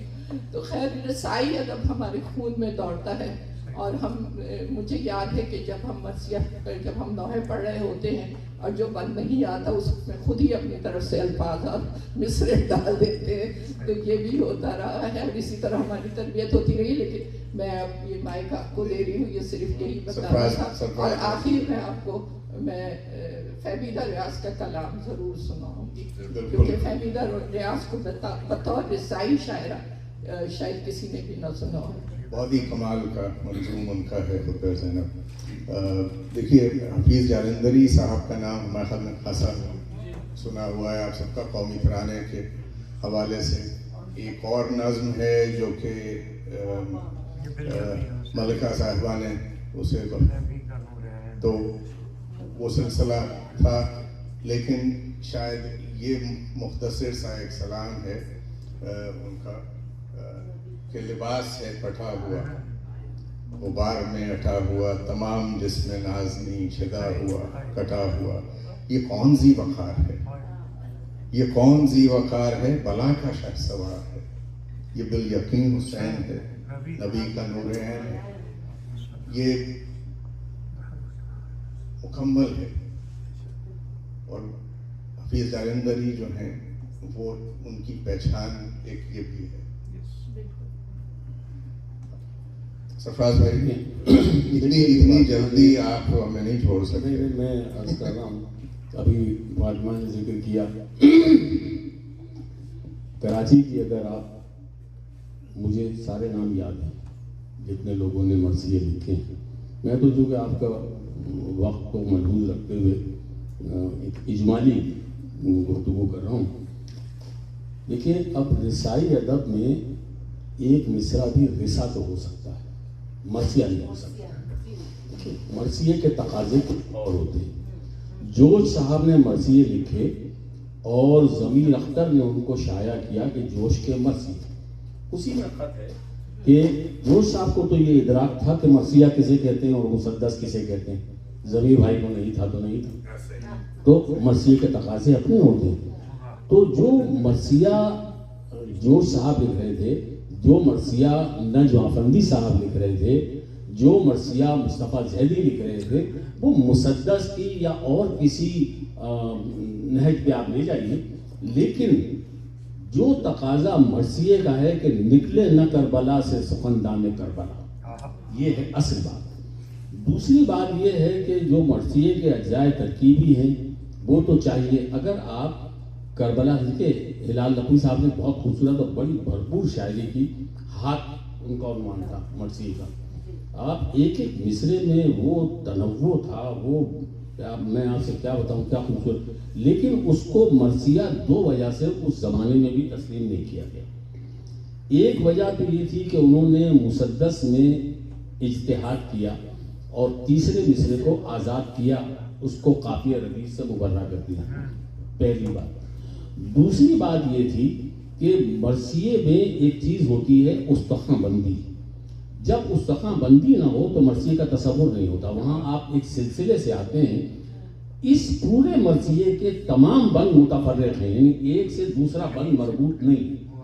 تو اب آپ ایک موضوع پر اگر مسدس کے 100 بند بھی لکھ لیں اور وہ بند رسائی ضرور ہوں گے، لیکن اس کو مرثیے کا نام نہیں دیا جاتا، اس کو مسدس ہی کہا جاتا ہے۔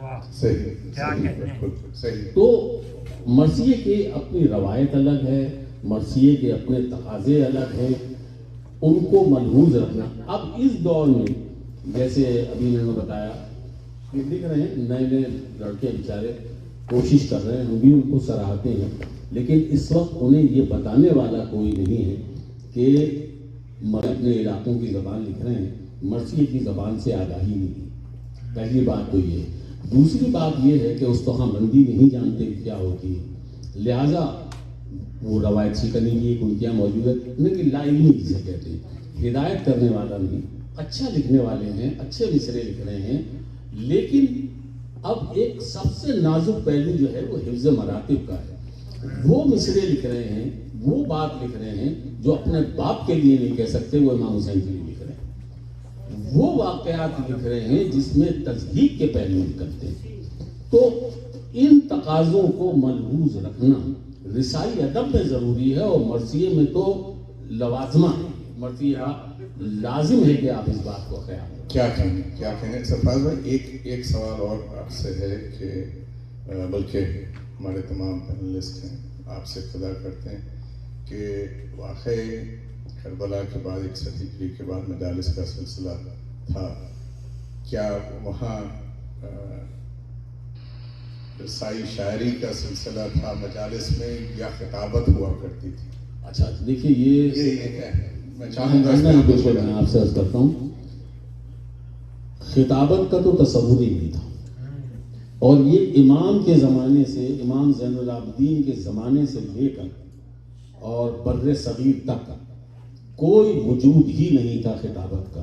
اس کی بھی میں آپ کو ہے تو جملہ مدرسہ مگر میں عرض کر رہا ہوں، ہاں میں آپ سے عرض کر دوں کہ خطابت جو ہے نا، اس میں مولوی پڑھ کے آتا ہے، وہ اپنی کہانی سناتے ہیں، پڑھا ہوا دہرا دیتے ہیں، اور اس میں پھر اپنی عقل داخل کرتے ہیں جہاں سے کنٹروورسیز پیدا ہوتی ہیں۔ یہ جو اختلافات اور یہ مارا ماری ہے، یہ آپ دیکھیں، یہ تمام اختلافات اور یہ تمام جو لوگوں میں بے چینی، ایک ہلچل اور یہ نفرت، اور یہ الحمدللہ ممبر سے خطیبوں کی دی ہوئی ہے۔ اور شاعری وہ چیز ہے، امام نے شاعر کو بٹھایا ہی اسی لیے تھا کہ وہ اس کا اعتبار بھی رہے گا، اس کی کہی بھی بات قائم بھی رہے گی، اگر کسی کو اختلاف ہوگا تو وہ اس کا دفاع بھی کرے گا۔ خطابت میں ایسا کچھ نہیں ہوتا، وہ تو ہے مستند ہے میرا فرمایا ہوا۔ اب آپ ان سے کتنی بات کریں، برے بھائی مجھ سے ایک بات کر رہے تھے تو میں نے کہا یہ آپ سے بیٹھ کے گھر میں بات کریں گے ورنہ لوگ سنیں گے تو آپ بھی معطوب ہوں گے میں بھی ہوں گا. تو یہ مسئلہ تو خطابت تو تھی ہی نہیں. انیس کے زمانے تک خطابت کا کوئی وجود نہیں تھا. ہوا کیا یار میں کس طرح عرض کروں. نہیں اہم موضوع اس میں جو ہے نا خطابت جو ہے نا یہ تجارت کی پیداوار ہے اصل میں. یہ شہرت کی متقاضی ہے,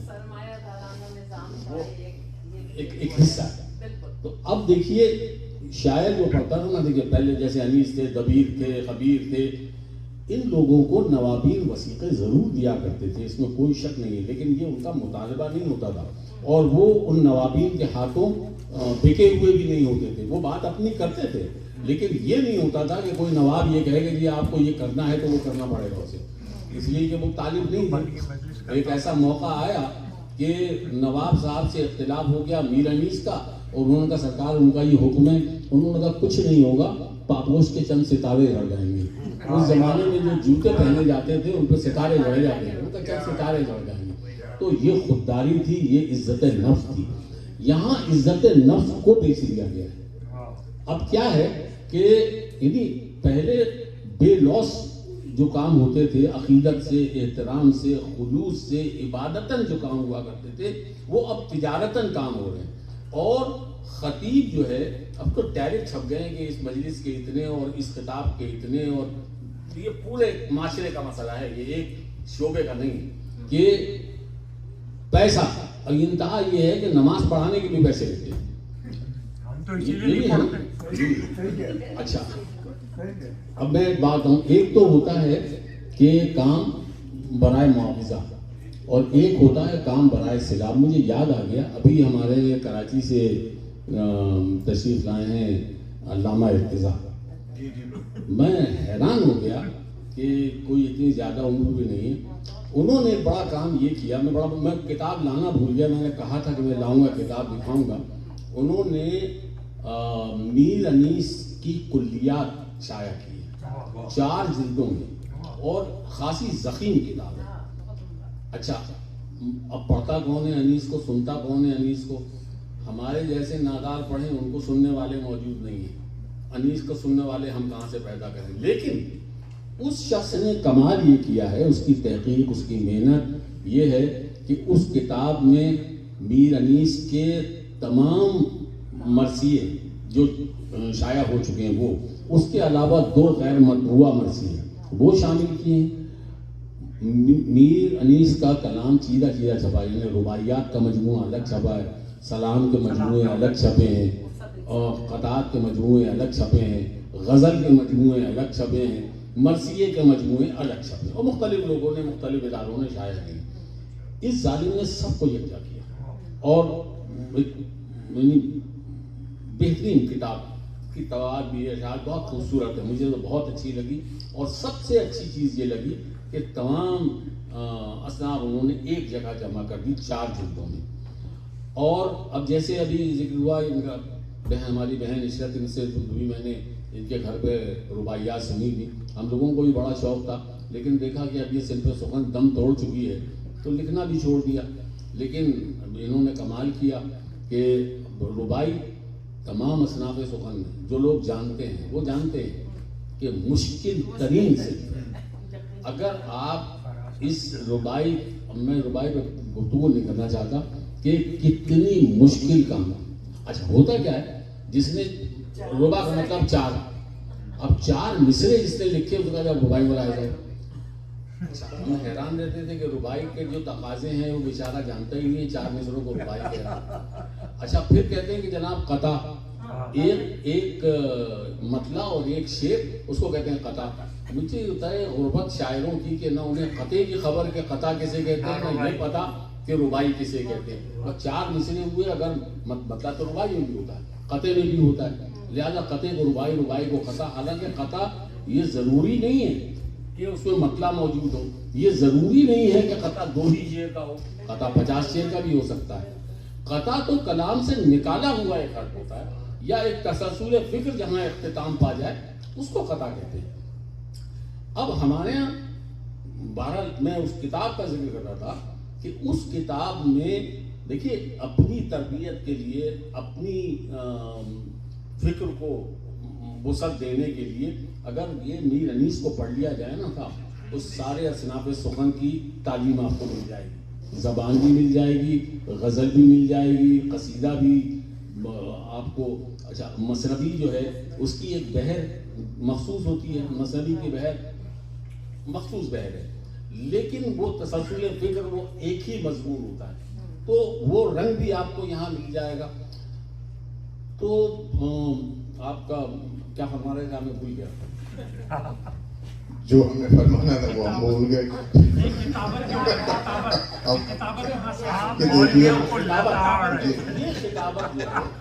یہ خطابت جو ہے ہوا کیا کہ جب مولوی محراب میں بیٹھا ہوا تھا، اس کو تو عمرا جو تھے وظیفے نہیں دیتے تھے، مولوی کو نہیں دیتے تھے، وہ بیچارے تھے مفقود حال۔ اب اس میں ایک چیز اور، یعنی شہرت اور دولت کے علاوہ سیاست بھی شامل ہوئی، ان تین چیزوں سے مرکب ہو کے ایک اسٹریٹجی کے تحت ایک کے بعد ایک مولوی آ گیا۔ خیر وہ جو علماء تھے وہ سر تسلیم خم ہے، ان کے لیے عالم تھے اور انہوں نے بڑا فیض پہنچایا، وہاں تک تو درست تھی بات۔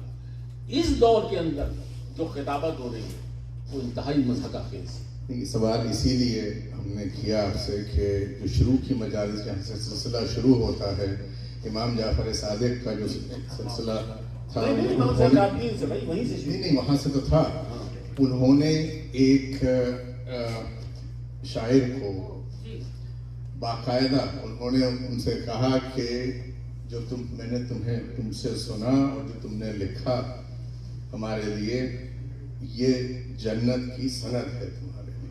دیکھیے یہ اعتبار ہے نا، بالکل، یہ اعتبار شعر ہے، بالکل، یعنی ان کو شاعر پہ اعتبار تھا، خطیب پہ نہیں تھا، فقیر زمانے میں ہوا کرتے تھے۔ اسی لیے کہا کہ خطیب تو تھے نہیں۔ چار مصرے جو ہیں جوہر صاحب کے ہیں، باقی حربائی کی ہوئی، اور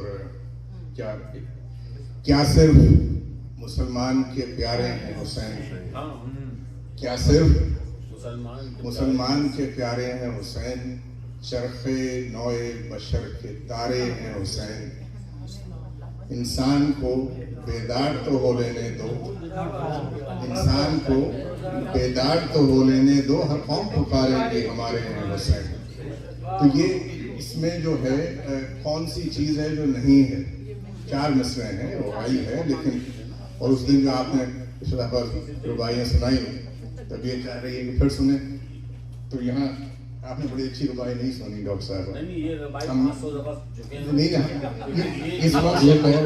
ایک اور اہم بات کر رہی تھی جی، مرثیہ نگاروں میں نام کیا ہے، ایک نام جلیل مظہری صاحب کا، جی ہاں بالکل۔ اچھا وہ کامریڈ آدمی تھے، 2 مرثیے انہوں نے لکھے، اور یہ اجتہاد تیسرے مصرے کا انہی کا تھا، اس کی پیروی ہلال نقوی نے کی۔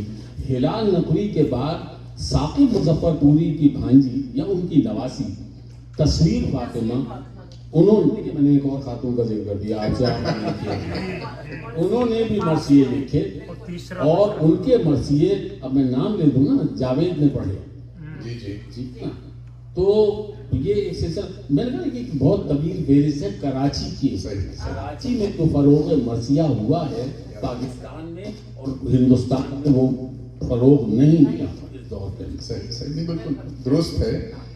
وہ جب آپ نے ہلال عبدی کا ذکر کیا، انہوں نے بالکل فوراً، کیونکہ ہم اس وقت جو پروگرام کر رہے ہیں وہ اس لحاظ سے بہت اہم ہے کہ ایک بڑی اچھی دستاویز مرتب ہو رہی ہے مرثیے پر، اور مجھے خوشی ہے کہ اس میں تسنیم عابدی اور خاص طور سے سرفراز عبد صاحب شریک ہیں، اور خود ادیب زیدی ہمیں اکسا کر مزید بات کرنے پر آمادہ کر رہے ہیں۔ تو مجھے علامہ جمیل مظہری کا نام یاد آیا فوراً ہلال عابدی پہ گفتگو کے بعد، کہ ہلال عابدی نے انہی کے اتباع میں، ہلال نقوی نے انہی کے اتباع میں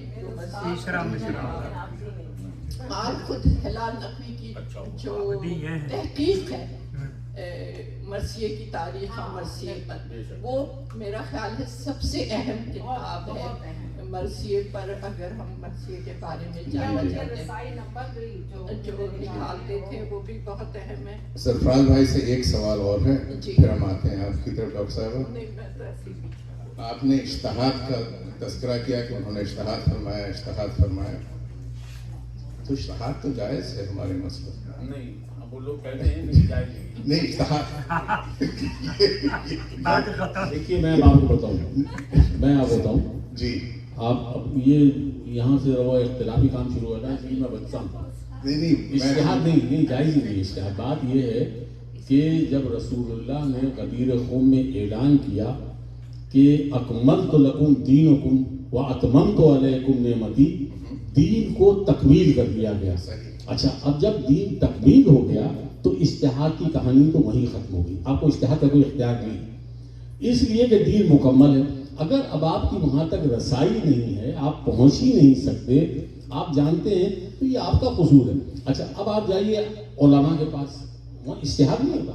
علماء کے پاس جن کا مطلب اوڑھنا بچھونا ہی دینی تعلیم ہے، دینی علم ہے، ان کے پاس آپ جائیے اگر اپنا سوال لے کے جو آپ کو نہیں آتا اور وہ آپ کو جواب دیں. جی اگر وہ جواب قرآن و سنت و اقوال معصومین کے تحت ہے تو قابل قبول ہے، اور اگر اس سے مختلف ہے تو وہ اجتہاد ناقابل قبول. لیکن اگر اس نہیں لکھتے سب مجتہد ہیں اپنے سراج بھائی اس پروگرام پہ، ویسے ہمارا پروگرام مرثیے پہ نہیں تھا، لیکن بہت اچھی گفتگو آپ نے سنی. اگر آپ نے سراج بھائی کا دعوت نامہ دیکھا تو اس کی جو گفتگو تھی وہی رسائی ادب پہ. تو رسائی ادب کا ایک حصہ مرثیہ بنا، بعد میں آ کے رسا جو ہے وہ مرثیے سے نہیں شروع ہوئی. یہ ایک تاریخی فیکٹ ہے، ٹھیک ہے نا. اور لیکن ادب میں اجتہاد ہوتا رہا، اس لیے مرثیے تک پہنچے. سرفراز بھائی نے کہا اجتہاد ہونا ہی نہیں چاہیے. تو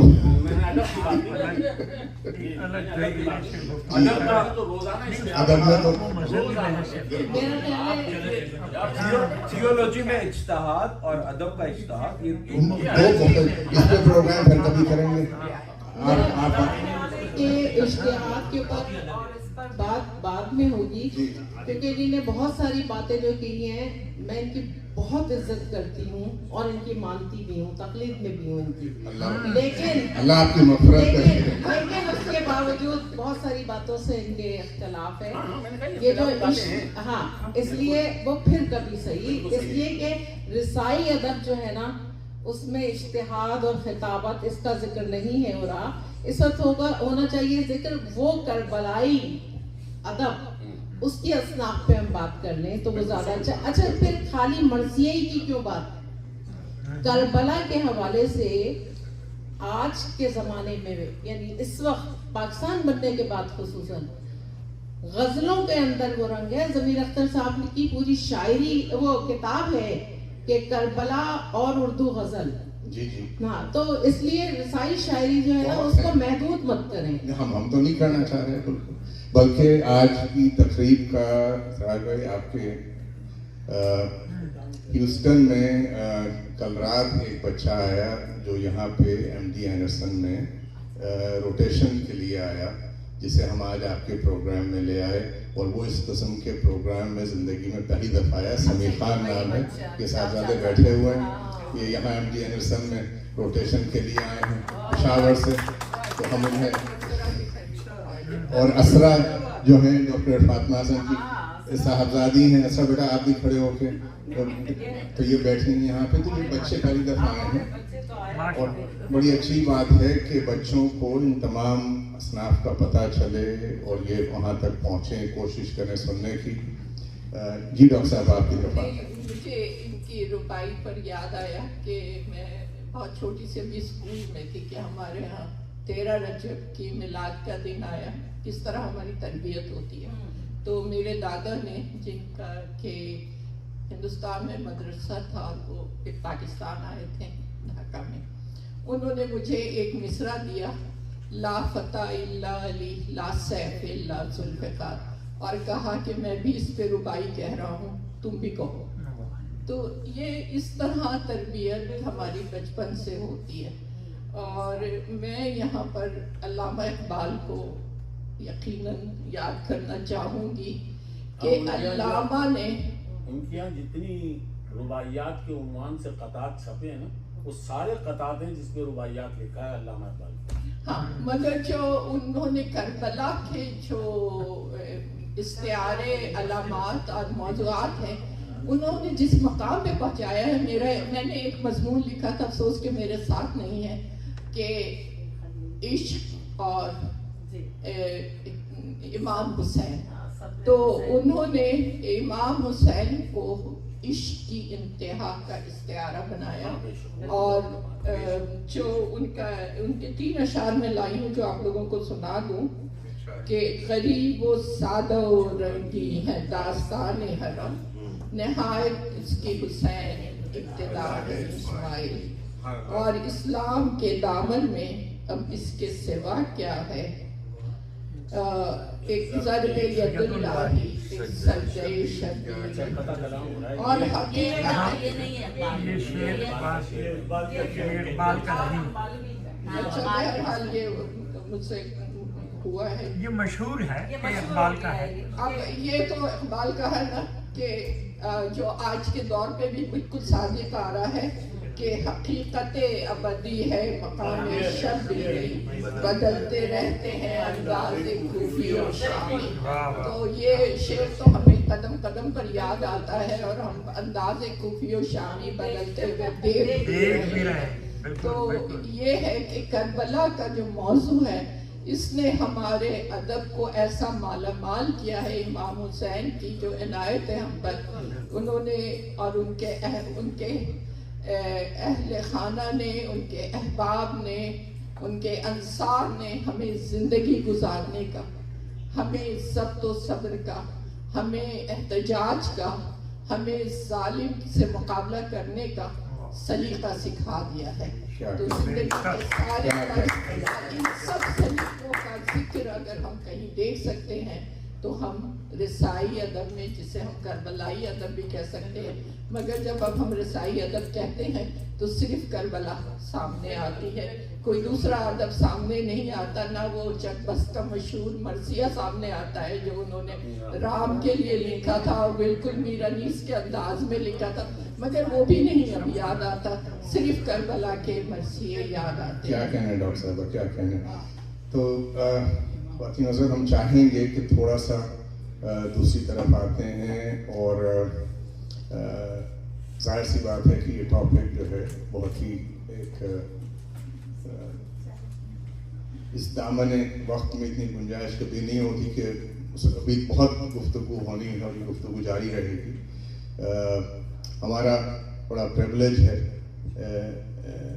it's an honour for me to introduce doctor Hasnain Walji Sahab. I would like him to come on the podium and say a few words about देखिए रसाई अदब जिनकी वजह से उनके इनकी बड़ा रिसर्च है, जिन्हें आप करबलाई अदब कहते हैं, इन्होंने जितना काम किया है उससे यहाँ कम लोग वाकिफ हैं ह्यूस्टन में, लेकिन मैं पढ़ता रहता हूँ, फॉलो करता हूँ इन्हें, तो I think it would be an honour for all of us.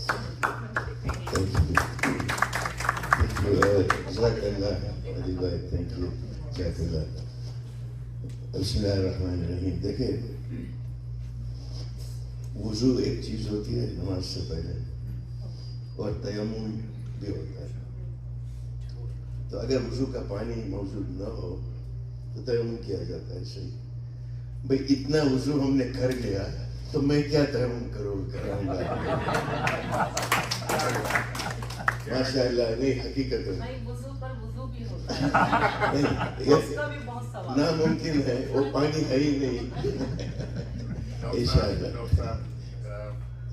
यहाँ हम गए हैं रिलीजियस गैदरिंग्स में, और माशाअल्लाह से हमारी उम्र के लोग जो नए उलमा आते हैं यहाँ, बल्कि कहीं जो खतीब आते हैं, उनसे वज़ू का तरीका पूछे, मुझे शर्मिंदगी होती है। आप इसमें बात कीजिए। मैं बाद में बताएंगे वज़ू का तरीका। یہ کوئی فقہی محفل نہیں ہے, یہ ادب کی محفل ہے. جی پلیز. تو دیکھیں یہ جو چیزیں میں نے سنی اور ادب کی جو چاشنی نکالی گئی, تو مجھے ڈر یہ ہے کہ یہ اگلی نسلیں جو ہیں ان کی طرف یہ چیزیں ہم کیسے پہنچائیں.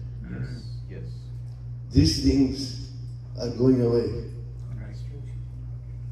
میری خود کی اگر بات ہے تو نہ تو میں اردو معاشرے میں پیدا ہوا, گجراتی افریقہ کے اندر, مگر اردو سے لگاؤ اس لیے ہوا کہ جب مرثیہ سنا, جب نوحہ سنا, جب منقبت سنی, تو یہ سوچا کہ یہ زبان اس میں کچھ ہے, تو یہ لگاؤ جو ہے, تو میری اردو جو ہے وہ اتنی پیور نہیں ہے, تو معاف کرنا اگر تو دیکھیں, تو میں کوشش کروں گا صرف 2 میسج دینے ہیں حاجی صاحب. You can speak in English. کہ کربلا, مرثیے, یہ چیزیں جو ہیں یہ کوئی عقیدے کی بات نہیں ہے. آپ نے جسے فرمایا بھئی یہ عقیدے کی بات نہیں ہے, ہر قوم پکارے گی ہمارے رب سے, تو یہ عقیدے کی بات نہیں ہے. مگر میں یہ سمجھتا ہوں کہ سب سے مہم یہ بات ہے کہ کربلا اگر ہے, مرثیہ ہے, تو ایک سوشل جسٹس کی میسج ہے. توحید کے بعد ہمارے لیے عدل سب سے بڑی ویلیو ہے, اور جہاں عدل کی بات ہوتی ہے تو کربلا سے کوئی اور بات نہیں ہو سکتی جو عدل کو اور سوشل جسٹس کو ایکسپلین کرے.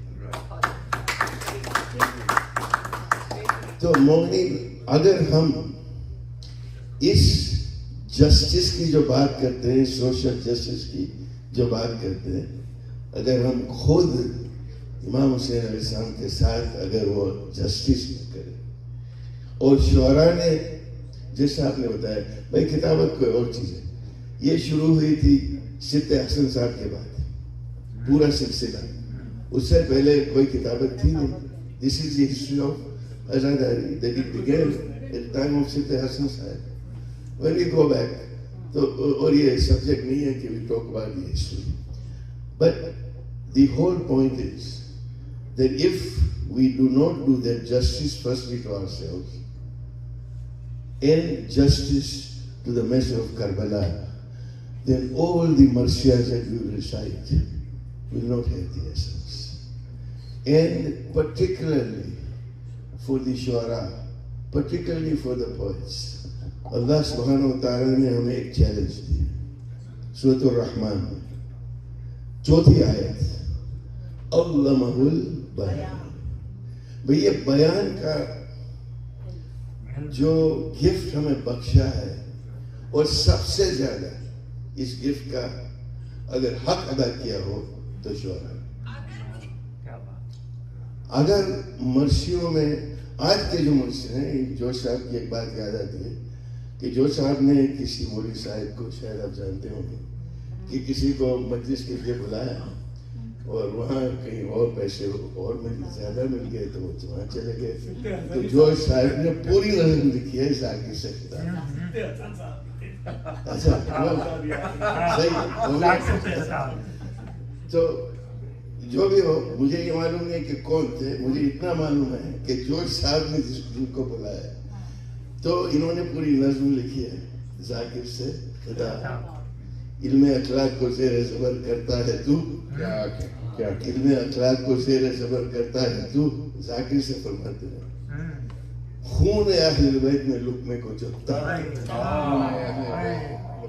تو بھئی یہ جو تجارت جو آپ نے فرمایا کہ بھئی آج یہ تجارت جو بن گئی ہے, نوحے جو پڑھے جا رہے ہیں, منقبتیں جو پڑھی جا رہی ہیں, یہ پوری بھئی ریٹ کتنا ہے, فلاں مینس فلاں آ رہے ہیں اس ہسٹل میں, کیا ریٹ ہو گیا بھئی, وہ خلوص کہاں پہ. اور اگر یہی چیز ہم ہمارے نوجوانوں کو اگر سکھائیں گے, اگر یہی سلسلہ رہے گا then we'll lose it all.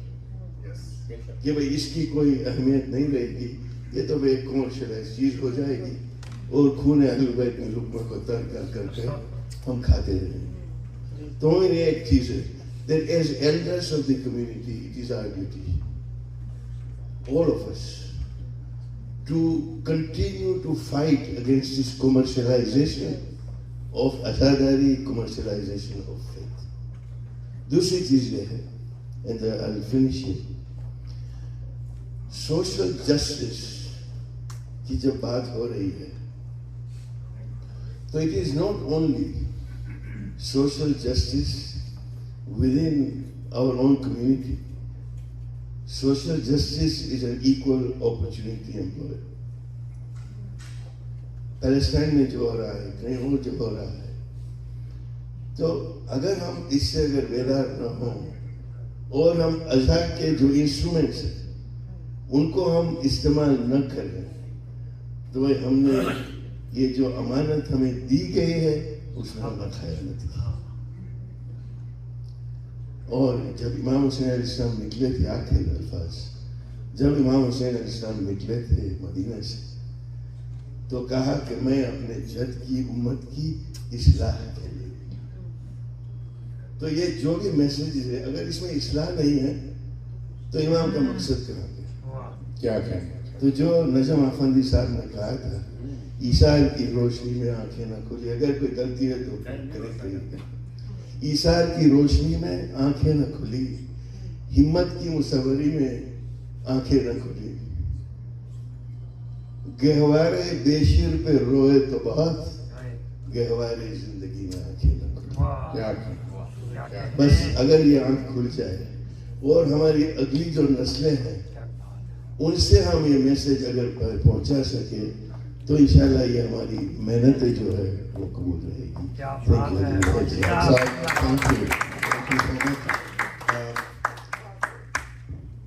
میری گزارش ہے, آخر میں پرویز بھائی تو اس طرف ابھی چلے گئے شاید ایونٹ و رسم, پر رباعیات کا ذکر رہا. کیا اچھا ہو کہ چند رباعیات اگر آپ سے ہم سب سن لیں. آج یہ پروگرام محفوظ ہو رہا ہے رسائی ادب کے سلسلے میں, تو بہت شکریہ, لیکن اس وقت نہیں, اس کے لیے آپ اٹھا رکھیے, کچھ اور باتیں کریں. ہم بالکل کریں گے. رسائی ادب کے سلسلے میں جیسے ہی آپ کو آواز دینا چاہیے ہم نے, آپ اس طرف نکل گئے, تو ہم چاہتے تھے کہ آواز دیں پرویز جعفری بھائی کو, جن پہ کہ ایک اور پروگرام ہونے جا رہا ہے یہاں بہت جلد اکتوبر میں. تو کیا اچھا ہو کہ آپ اپنے خیالات کا اظہار تو تھوڑا سا مختصراً کر دیجیے. اذان ہو رہی ہے, نماز پڑھنا چاہتے ہیں, وہ بند کریں. ہاں ختم کریں, 2 منٹ. مطلب آپ پینل کر تو ہم سلسلے کو بھائی جاری رکھتے ہیں. ہماری بڑی ڈاکٹر صاحب 5-10 منٹ ابھی ٹائم ہے مغرب. جو 3 لوگ بیٹھے ہوئے ہیں بول رہے ہیں, ہم واپس آتے ہیں. سرفراز بھائی آپ کی طرف, تو ہم چاہیں گے کہ ایک بات جو میں مختصر کر رہا تھا, بہت سی باتیں چھوڑ دی تھی, اب ایک بات ابھی اللہ فرما کے گئے. تو اب وہ جو میسج ہے, ہم جو اسے کربلائی ادب کہہ رہے ہیں, عزائی ادب کہہ رہے ہیں, رسائی ادب کہہ رہے ہیں, وہ کربلا ہے کیا اور اس کا میسج کیا ہے. امام حسین علیہ السلام کربلا میں نظام توحید کے تحفظ کے لیے آئے تھے. نظام توحید نظام مصطفیٰ کا نام ہے. نظام مصطفیٰ کو بچانے کے لیے حسین نے قربانیاں دی. اچھا, سب شہید ہو گئے, جو بچ گئے تھے وہ قیدی ہو گئے. تو اب آپ یہ دیکھیے کہ اس کی ترویج اور اس کا ابلاغ, پہلا جلوس شام کے بازاروں سے گزرا ہے. حسین کا احتجاج لوگوں نے سوال کیا اور اس طرح اسلام کی تشہیر ہوئی, اسلام کو فروغ ملا کہ جگہ جگہ لوگ پوچھتے تھے کہ یہ کون لوگ ہیں, یہ قیدی کون ہیں, ان پہ انہوں نے کیا کیا ہے, ان پہ ظلم کیوں ہوا. تو اب یہ تاریخ شام کے بازاروں سے چلی اور یہ جلوس کے انعقاد ظالموں نے کیا، قاتلوں نے کیا، دشمنوں نے کیا، لیکن اب وہ وقت آیا کہ اسلام کو زندہ رکھنے کے لیے، اس تاریخ کو دہرانے کے لیے، حسین کے اس پیغام کو گھر گھر پہنچانے کے لیے یہ سال بہ سال جو جلوس نکلتے ہیں، اس کا مقصد یہ ہے کہ وہ تاریخ، وہ واقعہ زندہ رہے، اس واقعے کی وجہ سے اسلام زندہ رہے، اس واقعہ سے نظام مصطفیٰ زندہ رہے۔ کیا کہنا، آج کی اس تقریب کا اختتام ہم اسی سلسلے کو بڑھاتے ہیں آگے۔ فہمیدہ ریاض صاحبہ کا منظوم ترجمہ ہے خطبہ زینب کا۔ انہوں نے میرے لیے آسانی پیدا کر دی۔ ابھی عدیل کہہ رہے تھے کہ میں فہمیدہ ریاض کی وہ نظم جو خطبہ جناب زینب ہے اس کو سناؤں، تو یہ پیغام جو عام کیا وہ بی بی زینب نے کیا، ورنہ شاید کربلا کے واقعات پہ پردہ پڑا رہ جاتا۔ تو میں اس کے ابتدائی اشعار چھوڑ کر بیچ میں سے سنا رہی ہوں۔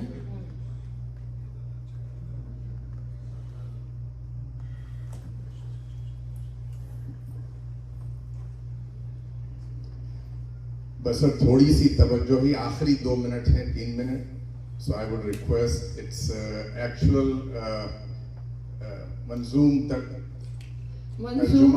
نہیں ہے، لیکن یہ ایک نظم ہے جی خطبہ زینب یزید کے دربار میں، جی، اور انہوں نے بڑی خوبصورتی سے لکھی تھی۔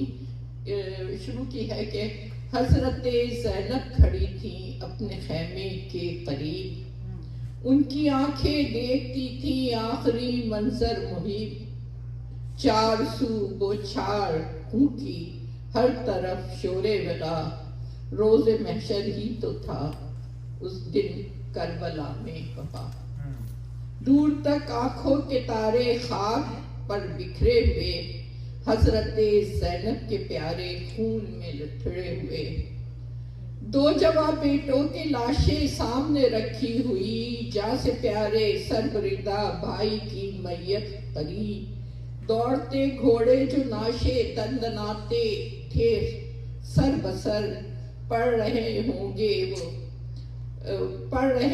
گے وہ زینب کے چشموں قلب پر، ایسی لاوارث کے جن پہ رحم کھاتا ہے سماج، سارے اہل بیت کی خود والی و وارث ہے آج، آپ ہیں اب اپنا لشکر، آپ ہیں اس کا علم، باب نو تاریخ کا اب ان کو کرنا ہے رقم۔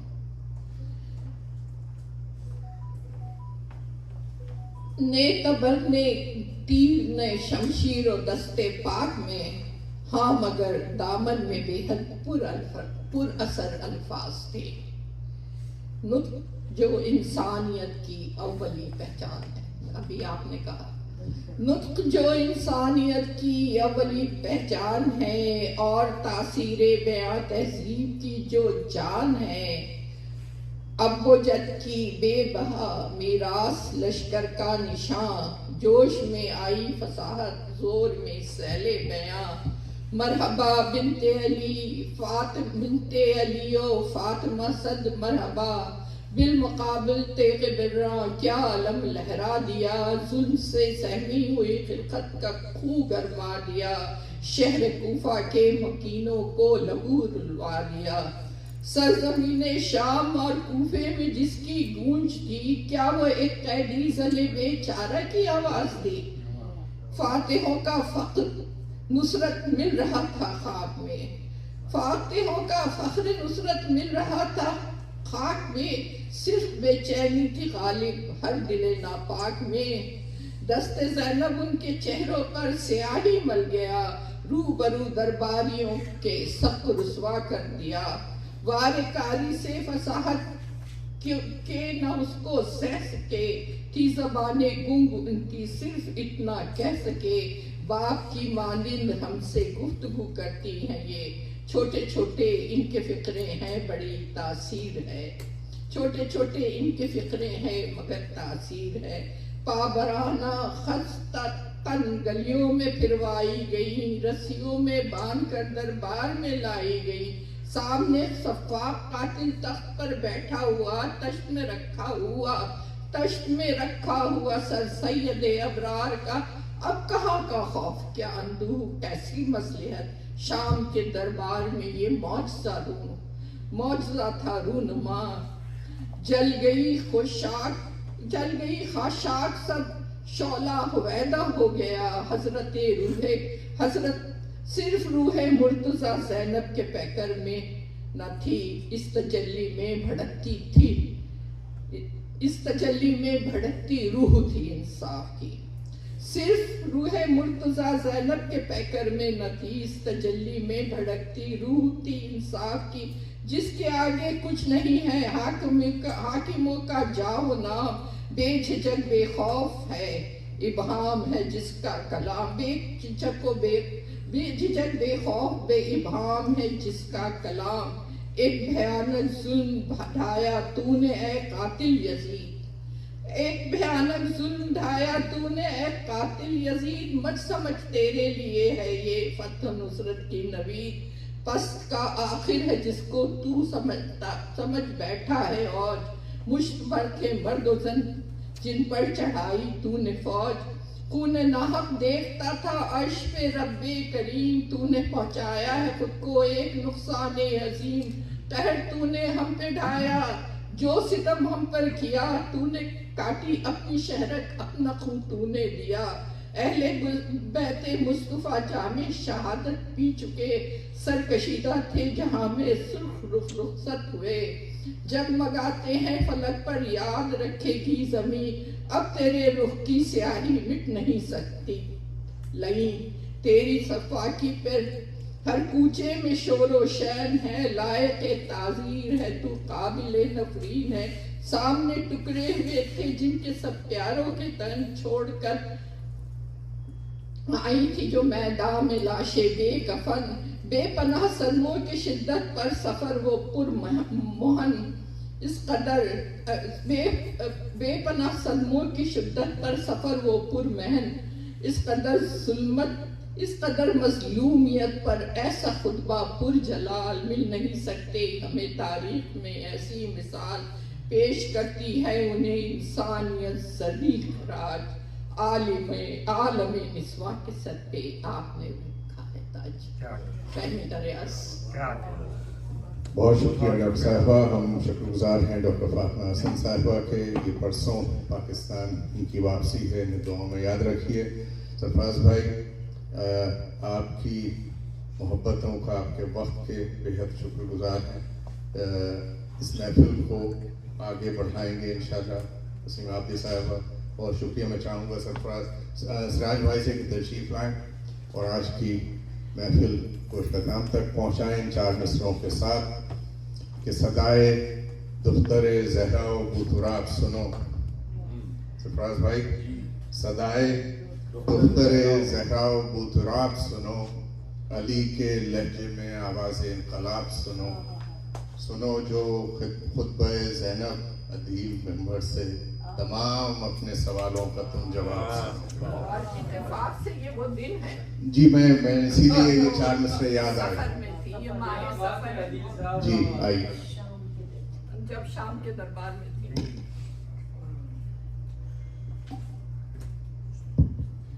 बहुत शुक्रिया। इतना शानदार कलाम सुनने के बाद कुछ कहना, अपने हवासों में वापस आना आसान नहीं होता। लेकिन अल्लाह का शुक्र है, आज हमने TAGH के प्लेटफॉर्म से रसाई अदब पर बात की। रसाई अदब यानी करबलाई अदब, और ये बात करना ज़रूरी था। करबला किसी एक फ़िरक़े या एक आइडियोलॉजी को या एक थियोलॉजी को बिलोंग नहीं करता। करबला हक़ व बातिल के मार्के का नाम, और यही वजह है कि अगर हम रसाई अदब या करबलाई अदब के हवाले से बात करें तो गैर मुस्लिम शोरा ने, ज़बान उर्दू में गैर मुस्लिम शोरा ने करबलाई अदब में एक बहुत बड़ा कॉन्ट्रीब्यूशन किया है, which is proof in itself कि करबला किसी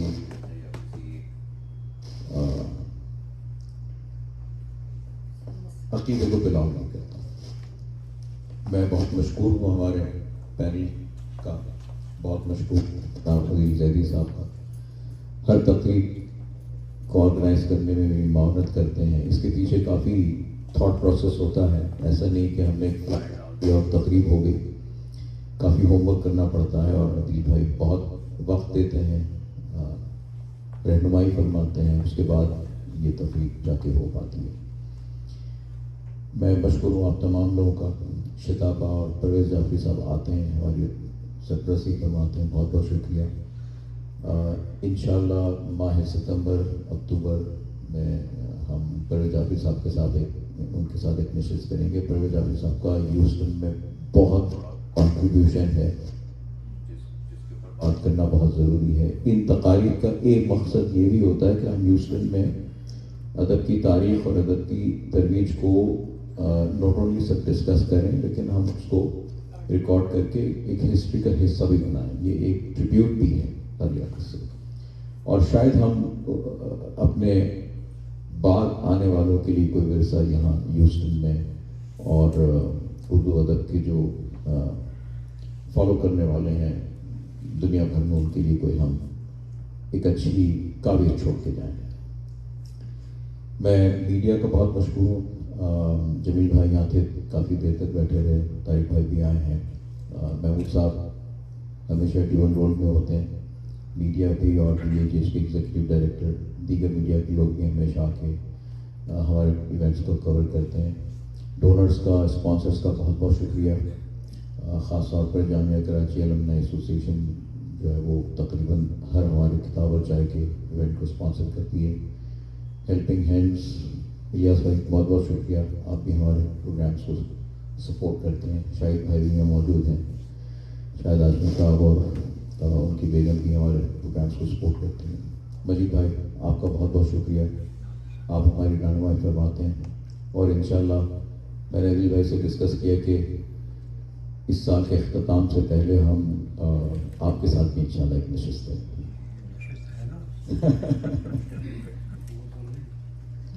اور میرے خیال سیر حاصل ہونے کے باوجود کشیدگی رہ گئی ہے، تو انشاءاللہ اگلے سال ہم اس تقریب کو کنٹینیو کرتے ہوئے رسائی ادب پر، کربلائی ادب پر ایک اور نشست کریں گے انشاءاللہ. ونس اگین آپ تمام لوگوں کو بہت بہت شکریہ.